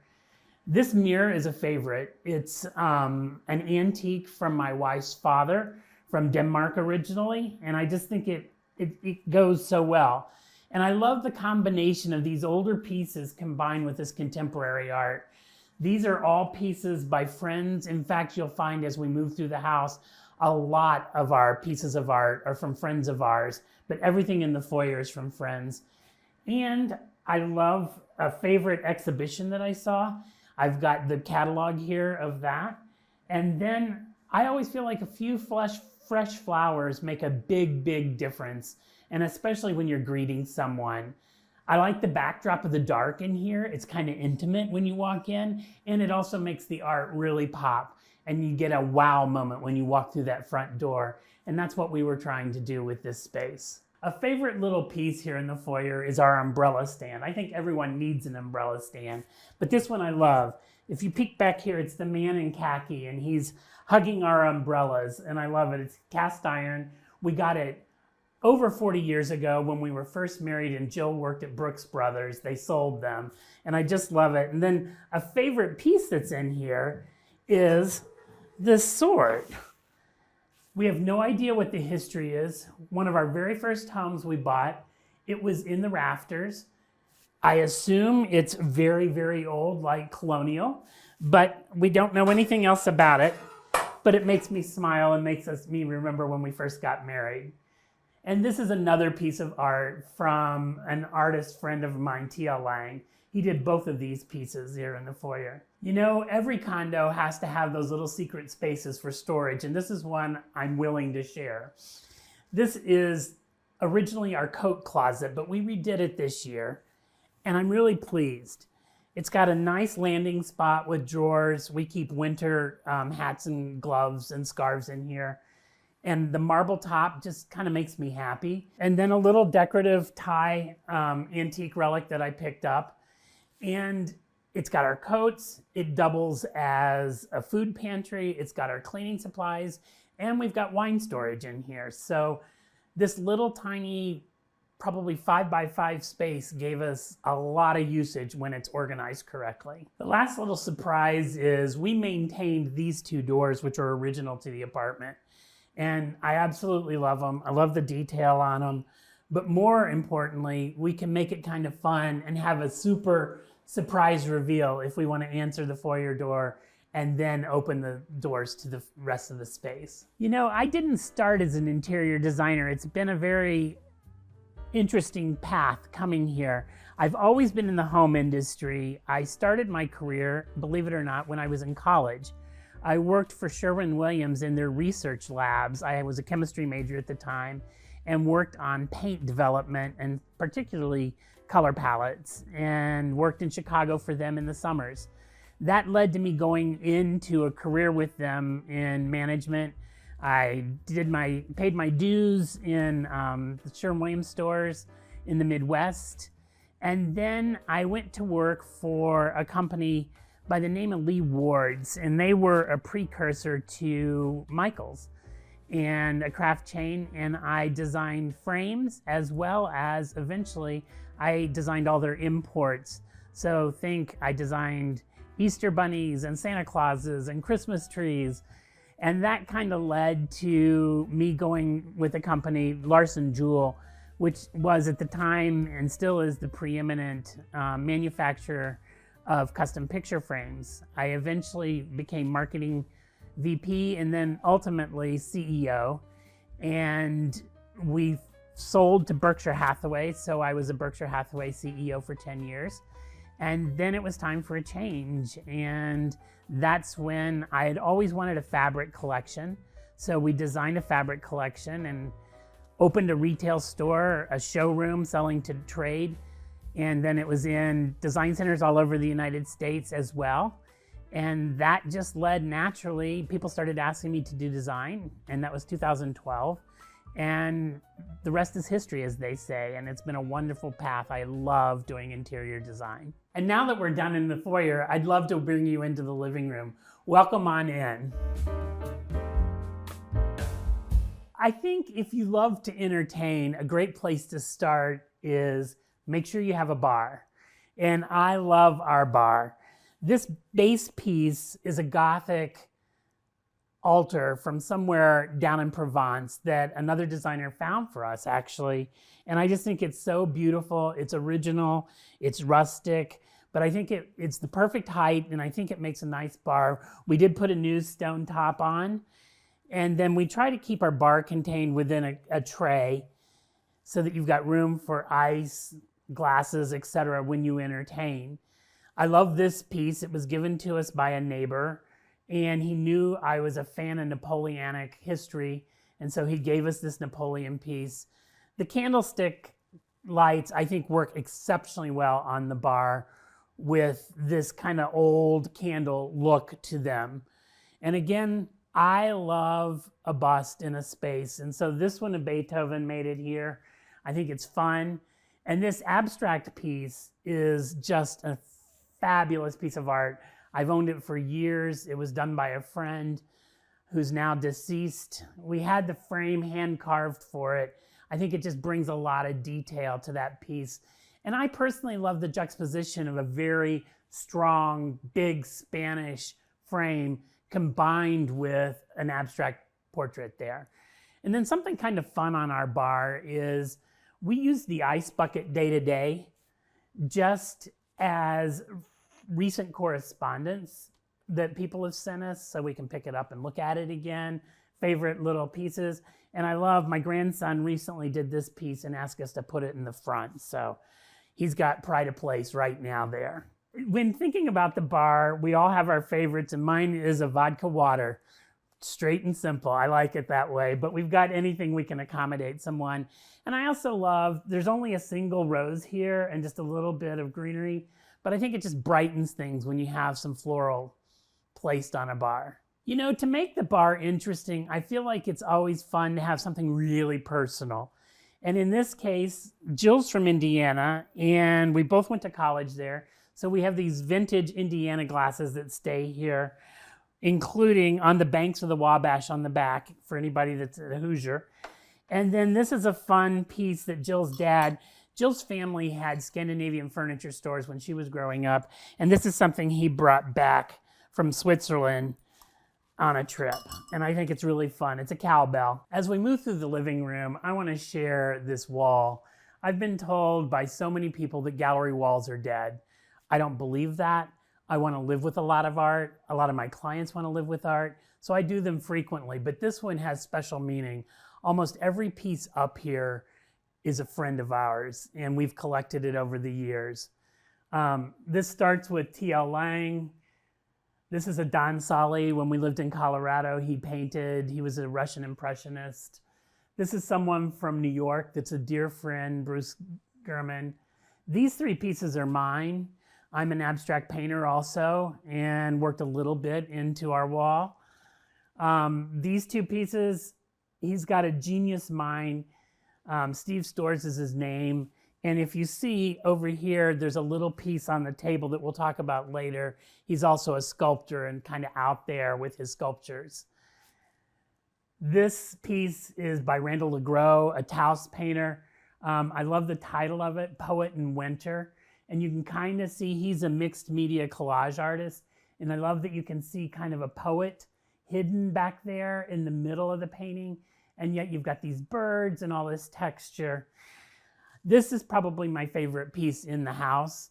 This is by T.L. Lang also. It's a figurative piece, and I just think it's tremendous. So that's why it has pride of place.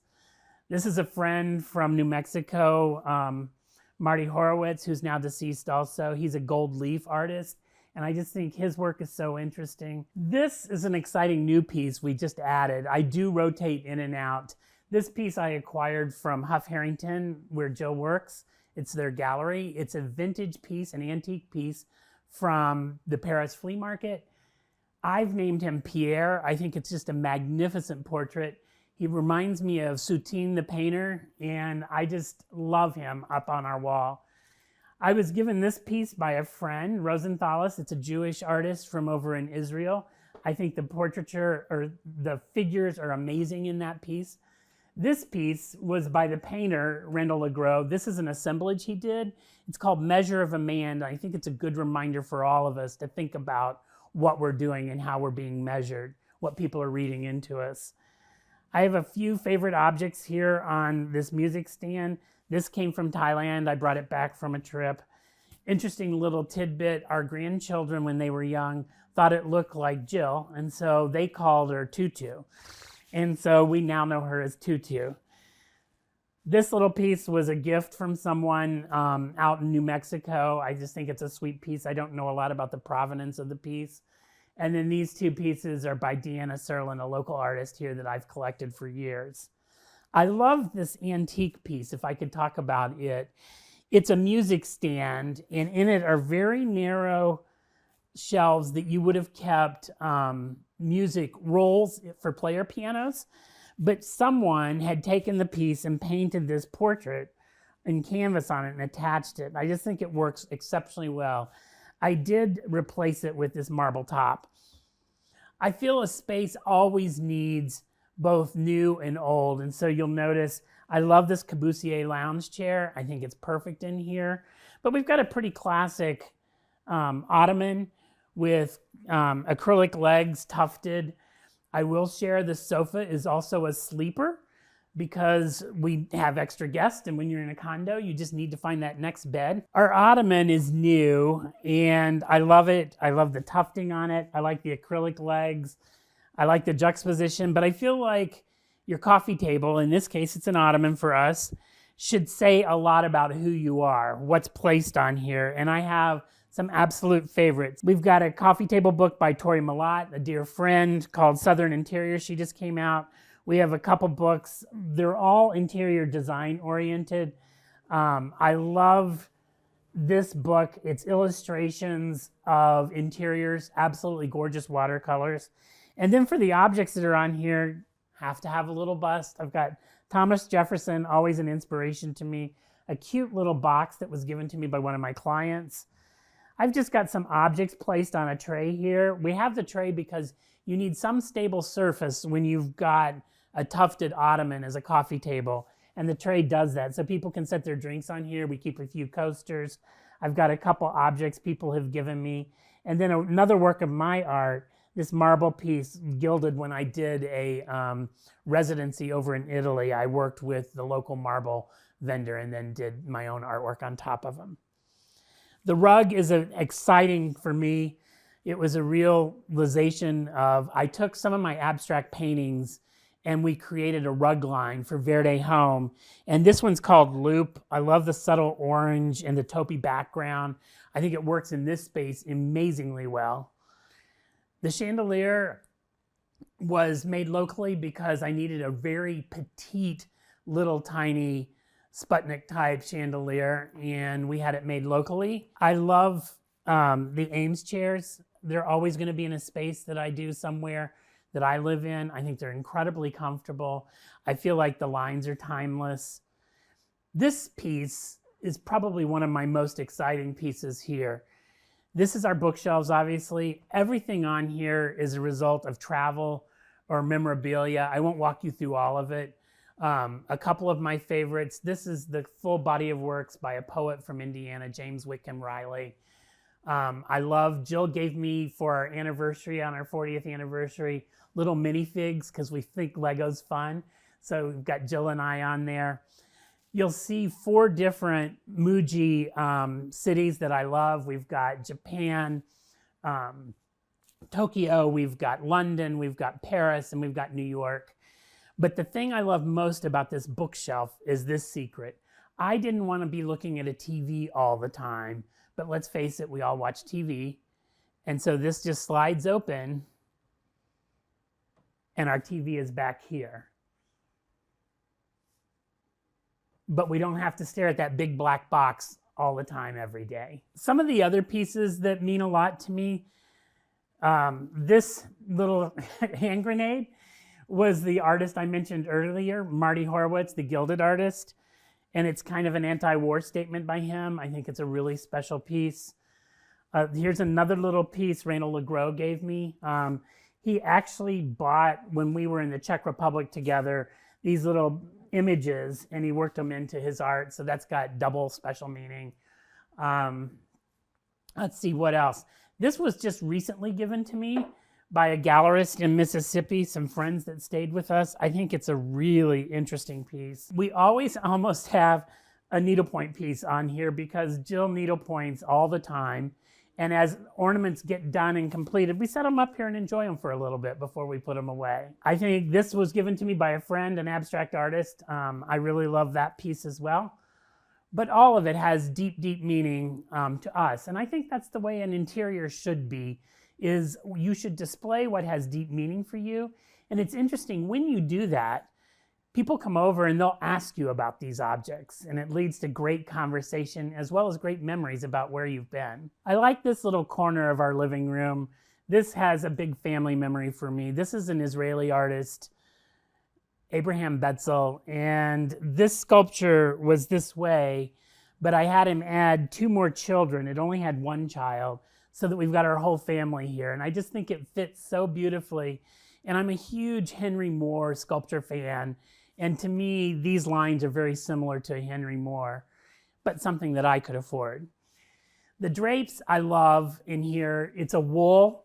I like this paprika color. I think it just warms everything up. It frames the view of the skyline beautifully. And then I had Tafford make a custom leading edge for me over in India that I think just accentuates the colors in the room beautifully. This chair, this is a perfect example of what I've talked about. We were talking about the Corbusier lounge chair, the Ames chairs, but then these are 18th century Louis XV chairs, and I have covered them in my own fabric, which is kind of these were drips of paint that we put together to create this kind of strié view. And I just think it all works so beautifully together, the new with the old. I love the juxtaposition of this chair and this age right next to this Noguchi coffee table. I think the two work beautifully together. And again, one more bust, a Mozart this time over on the coffee table. I feel like every space needs little moments that people can take in at one time. And that's what creates layers throughout a space. And this little moment I love. This is an American pressed oak lounge chair. Believe it or not, it's an antique, but it does go back. But I coupled it with this contemporary cravat embroidered fabric. I love the two together. And then this little moment, this is actually a Swedish Biedermeier dining table that cranks up if you want it to be tall. I like it as a coffee table. I love the finish on it. I like the blonde wood, the Biedermeier look, the maple. And then we've just got a sculpture. We prior owned the hero size of this sculpture and sold it with a helm that we had prior. So I'm so happy to have the maquette as a memory for us. And then I had talked about Steve Storr's. This is so hard to see, but this is just a little tiny sculpture that he does. And his sculptures always have electric flashing in it. It makes some people nervous. They're like, is a bomb about to go off?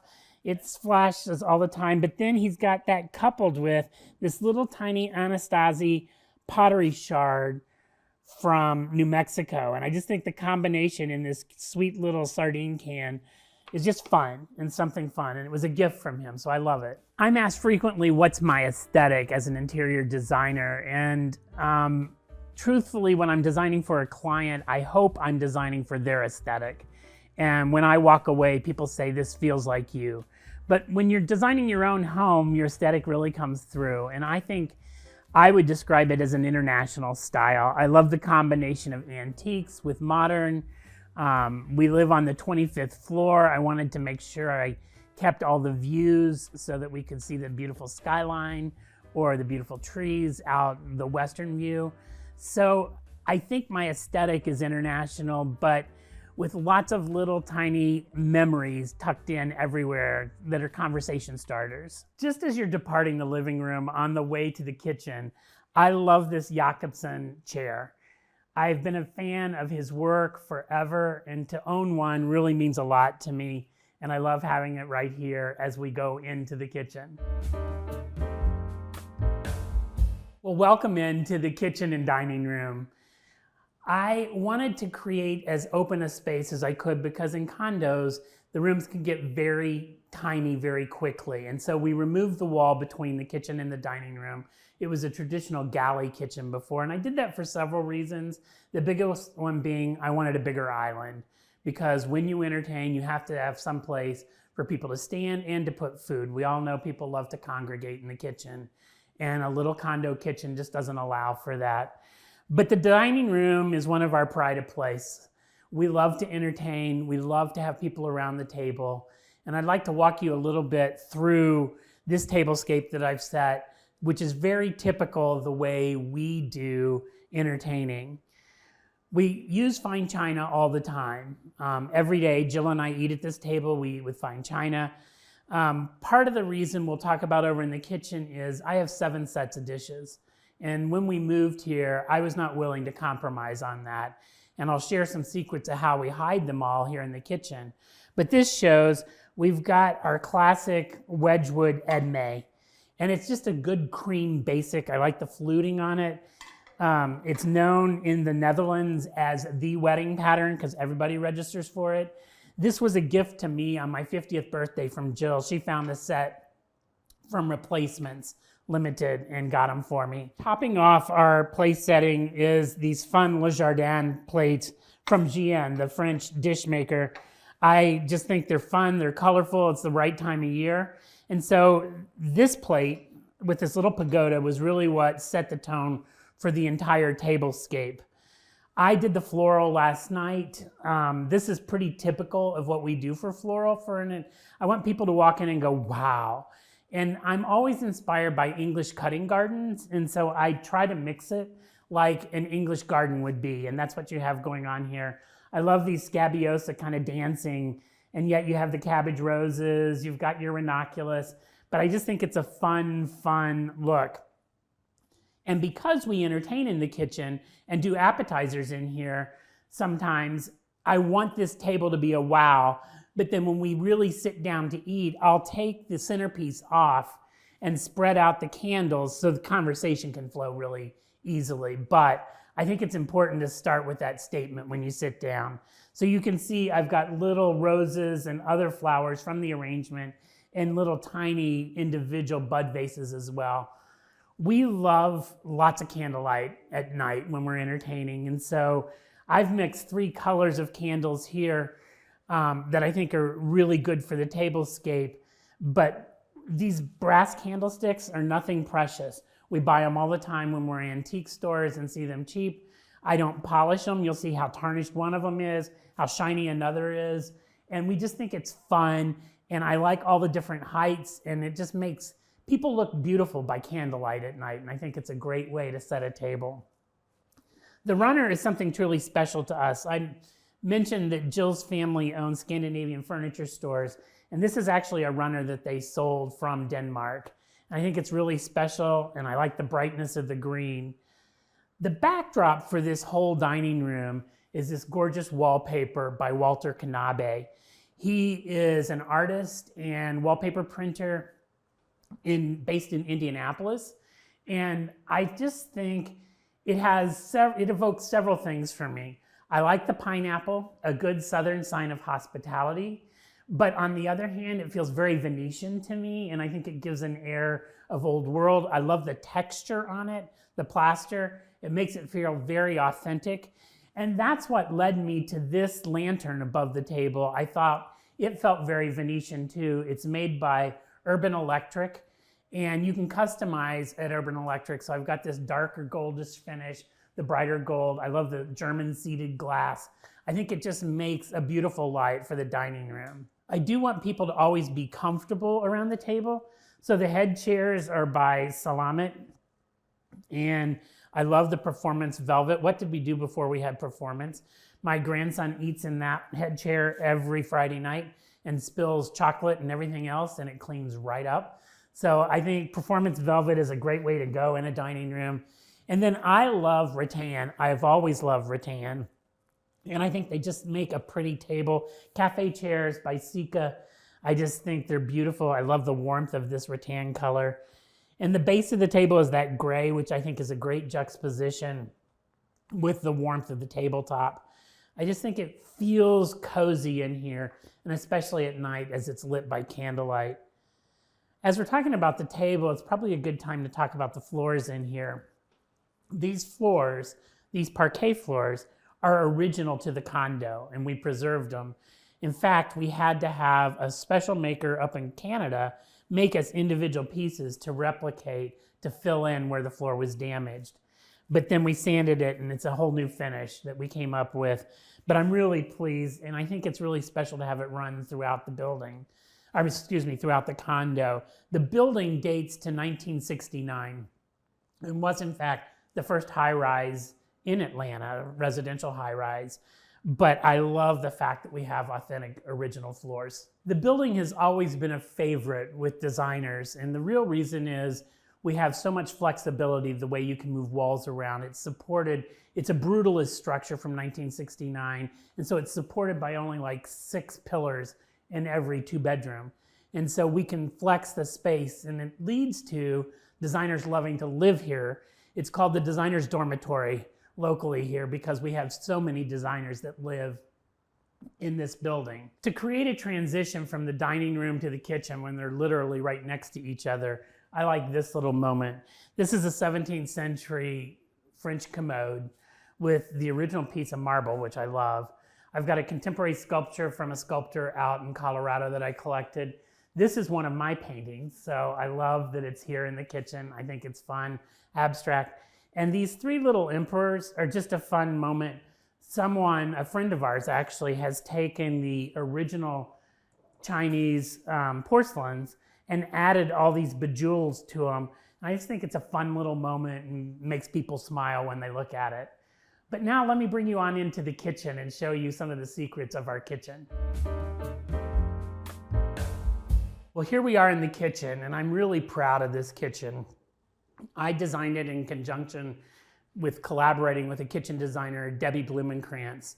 And Debbie understood space planning. I could tell her everything I wanted, the aesthetics of what I wanted it to look like, but she has tripped out this kitchen so efficiently. We really have anything a very large kitchen would have in a very large home. Beginning with, I talk constantly about my induction cooktop. We don't have gas here in this building in Plaza Towers. And so we really needed to find a way to cook. I didn't want an electric cooktop. It was the early days of induction here in the United States. And now that I've cooked on it, I will never go back. I bring clients here constantly and cook meals with them because I want them to enjoy induction as much as I do. It responds to hot so fast, it cools off really fast, and kids can't burn their hands on it. I just think it's a dream to cook with. But we put this in the island, and I do cook right here, and then we put a range underneath, or excuse me, an oven underneath to make it function like a real range. You might remember I shared with you that I have 7 sets of dishes, and that was like the number one thing I wanted to accommodate. So all of these doors down here face the dining room. They're very shallow, but they're deep enough that we could put dishes everywhere in here. And so I've got all my dishes accessible and did not have to give up any dishes, which was my number one requisite. I did use quartz. I know people are big fans of natural stone. I love natural stone, but I just think for a hard-working kitchen, you can't beat a quartz material, and that's what we went with. Downsview was the kitchen maker. They did all the cabinetry that's here, and I used ironstone as the color. But there's some things I want to share that make cooking in this kitchen so efficiently. I want to show you on either side of the range, I've got these pull-outs. And this is all my herbs. I've got oils down here. And then on this side, I've got all my utensils I cook with, plus all my measuring cups down here. And I think it's just an efficient way to have everything working. It was important because we like to entertain and have holidays like Thanksgiving to have 2 ovens. So we have the one right underneath the cooktop, but this is another favorite element of mine. I have a Wolf steam oven here. And I have to tell you, this little steam oven is the workhorse of the kitchen. I even make our Thanksgiving turkey in here. It's so moist and so fast. You don't have to heat it up ahead of time, preheat it. And I love the fact that we were able to get our cookbooks, our toasters, our breakfast liquids all in here and behind this one door. And then we've got a very shallow pantry because we've got one of those pillars that I talked about right behind here. And we have a very shallow pantry. Our fridge is a Sub-Zero, which is beautiful because you can incorporate it same cabinet height. I just like when things are seamless in a kitchen. And it works beautifully for us with the freezer below.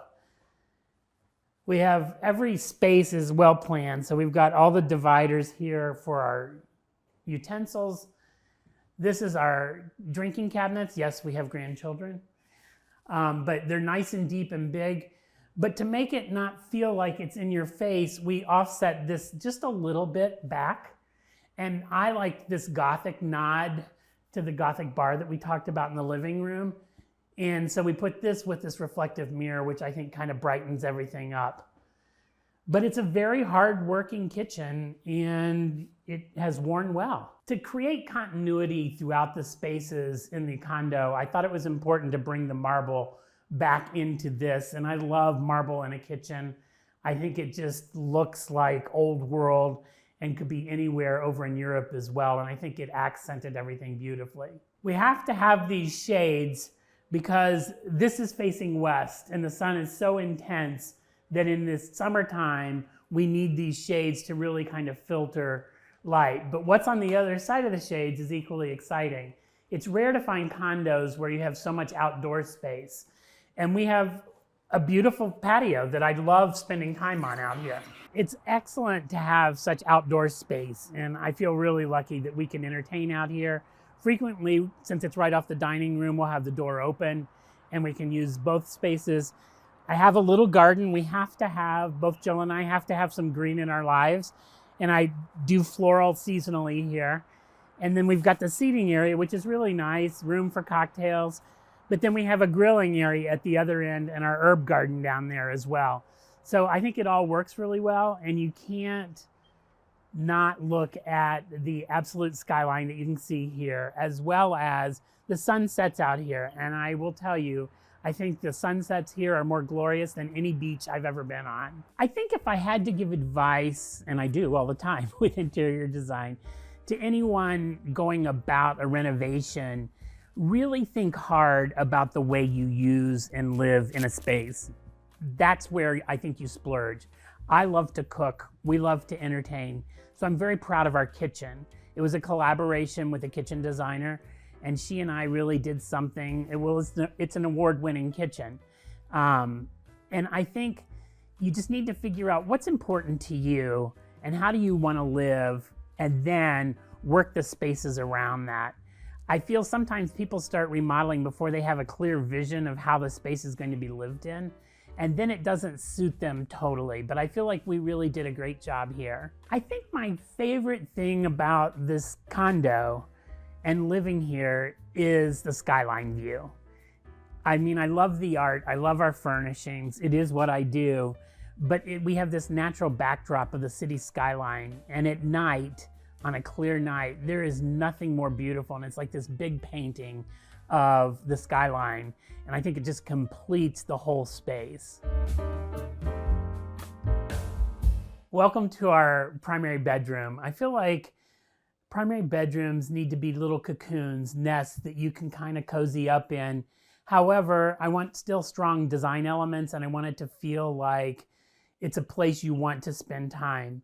We made a lot of changes to the primary bedroom.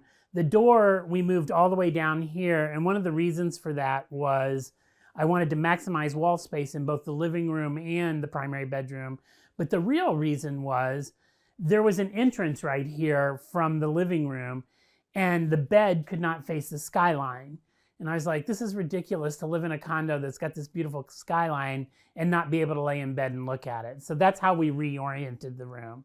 I've done another little gallery wall in here, more focused on what I'd consider almost outsider art or more primitive.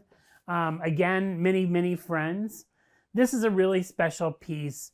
I saw this piece. She's a folk artist from here in the South, missionary Mary Proctor, and I saw this piece at a gallery and did not buy it. And then years later, she had it back in her possession at a folk art show, and I was so happy to get to buy it. I just think it's sweet sentiment, not something you normally would see in a home, but I just love it, and it means so much to me. We have an extra dining table that I designed here in the bedroom. It functions as our desk, but when we're entertaining a lot of folks, we actually flip this with the Noguchi that's in the living room, and we have two dining areas that we can have people sit at. So it's a dual function, our daily desk, as well as it can be a dining table for special occasions. I designed this chandelier. I worked with a local fabricator again. She had something similar, and we modified it for our space. The wallpaper is one of those wows for me. It's a rune by Jim Thompson. I felt like I loved the flora and fauna in it, but it was different. It wasn't your typical toile, and I just think it works really well, and that kind of defined the color that we use throughout the primary space. This big painting is a friend of mine, T.L. Lang. We've mentioned him before, but I just love this piece. It's fun to lay in bed and look at it. The bed, you'll notice it's a little wrinkly. It's washed linen from Peacock Alley, and I'm okay with that. It looks like you want to cuddle up in there, and I think that is a good factor for a bed. It doesn't always have to be pristine and crisp. I've got some Schumacher fabric on some pillows, as well as Peacock Alley's got our monogram on here. I always layer a bed with a duvet. This is Peacock Alley, this houndstooth. And then I think you should have also just a throw, just in case you want to lay down and take a quick nap. You don't have to tear the whole bed up. You can lay down with your, this is an alpaca throw that I think it's really fun, and just cozy right up. We didn't have much wall space because of reorienting the bed. So I love these Urban Electric wall sconces for lighting. They are very functional. They're out of the way, and we can use them to read at night as well. This piece, I mentioned that Jill's parents had a Scandinavian furniture store. It's the only piece we have from the store. It's an original teak from the 70s from Scandinavia. I think it's really fun, and I like the juxtaposition in here. And this I have to explain. It's a sculpture I did out of welding class, but our grandkids, unbeknownst to us, were playing in here one day with pipe cleaners and pony beads, and they started hanging them on it. And it's kind of developed this thing where all our grandchildren have contributed to it. Most people probably would be stressed seeing something like that, but I think it's kind of fun, and it's like they collaborated with me. And it's a fun bit of color, and I thought, why not? Let's just leave it. The drapes in this room are part of my fabric collection that I launched 12 years ago. We call it Loop also, but I love the paprika. We've brought it from the living room now into here in this form, and I just think they're really fun. I like the abstract painting nature that it gives it. And then to tie the rooms together, I always like to have a through thread in a home. I use the wool from the living room as the leading edge on these drapes, just to tie the two together. One thing I like to do in a space is create an envelope of color. In this case, I wanted something very tranquil and key off the wallpaper, but I wanted this shade to carry through. And you'll notice in almost all of my spaces that I design, I do this. I do a matte on the wall for cleanability, but not a lot of reflection. I do semi-gloss on the trim, and then do a dead flat on the ceiling, but it's all the same color. And I feel like it just creates a backdrop for art or whatever else you have going on in the room. And I think it's really important versus trim that's harsh and breaks up the space, or the ceiling being white. I like to wrap an envelope in the room. Here we are in the guest bedroom, and when we first moved in, our youngest daughter had just moved back from college and was living with us still, so this had to do double duty. And I wanted to make it a little feminine for her, but I really wanted to make it fun for our guests as well. And so we kept this piece of original architecture. This was originally a little TV room for the original owner, Mrs. Snodgrass. And the reason this piece of architecture is so fun, I didn't know this story when we first did it, but a neighbor told us that this condo, this exact unit, is in a book called Landmark Homes of Georgia that celebrated the 250th anniversary of Georgia. Most, as you would expect, are kind of big farms down in the South, that sort of thing, or maybe coastal homes. But this condo was here, and this piece of architecture is in the book. So I'll show you in a minute the book, but it's really kind of just a fun little detail. I used Manuel Canavos as the wallpaper. I've always loved this wallpaper and finally had a use for the pink and orange. Originally there was chicken wire in these cabinets, but I put the wallpaper there, so we created just some continuity. And I have to say the Squishmallow was not original to my design, but my grandson knew I loved matcha and gave it to me. And on Friday nights, they usually spend the night, he and his sister, and he and I sleep in this room, so the Squashmallow had to come here. But I have another throw, as you see. It's another alpaca. You could cozy up and take a nap if you were a guest of ours. We do have a TV for the guest if they want to watch TV. We have a little writing desk that's an old oak table from Jill's family that we refinished in a gray stain. That I think is a nice little space if somebody wants to read or write correspondence. And then above it is a painting of mine.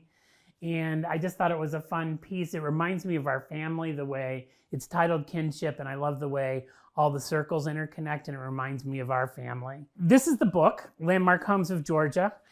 And it's fun to take a look at Her name was Mrs. Snodgrass. I love her name. And it was the same designer that designed the first governor's mansion here in Georgia. And it's so relevant to today's design. I could move into Mrs. Snodgrass's home. But you can see as you go through what the original dining room was like. But here is this piece of architecture in her bright yellow and chartreuse TV room with cabbage rose upholstery. So it's pretty cool, but you can see the architecture and it's still here today. I'm so glad we saved it. I had no idea at the time the decision I was making. The guest bath is just an extension of the guest room, and I just wanted to make sure that everyone was going to be comfortable when they're here. We moved some doors around and removed some doors, so I created a walk-in closet for my daughter right here. Not large, but small. Everything is small. But I love the vanity. It's very efficient. I designed these sconces myself and had them blown up in Rhode Island from a glass blower that I work with. And then I've carried the countertop again, that through finish throughout the whole condo. And I think it's just a happy little bathroom. I've always am finding places for art because we have a lot of art. This is another friend, Deanna Serlin, and I wanted to make sure we featured that. I like the wallpaper. It's a Philip Jeffries textured wallpaper that I think just creates a warmth in here. And yet we've got several different kinds of lighting, down lighting, the sconces, lighting in the shower, so that everyone has some sort of lighting. If you're doing makeup, you've got that. If you've got it mood lighting. This also functions as our powder room, so I wanted to make sure we had different kinds of lighting. We've got lighting so that a guest is doing makeup, they can do it, although we can turn off some of the overhead lighting if it's just a powder room at night. So we've got just multitask lighting so that you can create different moods as you go through the uses of the bathroom. I think when asked what makes a house a home, it's really not the individual furnishings, but it's the people you put in there. It's the dinner parties you have. It's the time you spend with your spouse alone. It's the emotion of the place. That's what makes a house a home, is the contact with other people. Thanks for watching. Be sure to go to homeworthy.com for exclusive content, shopping guides, and so much more.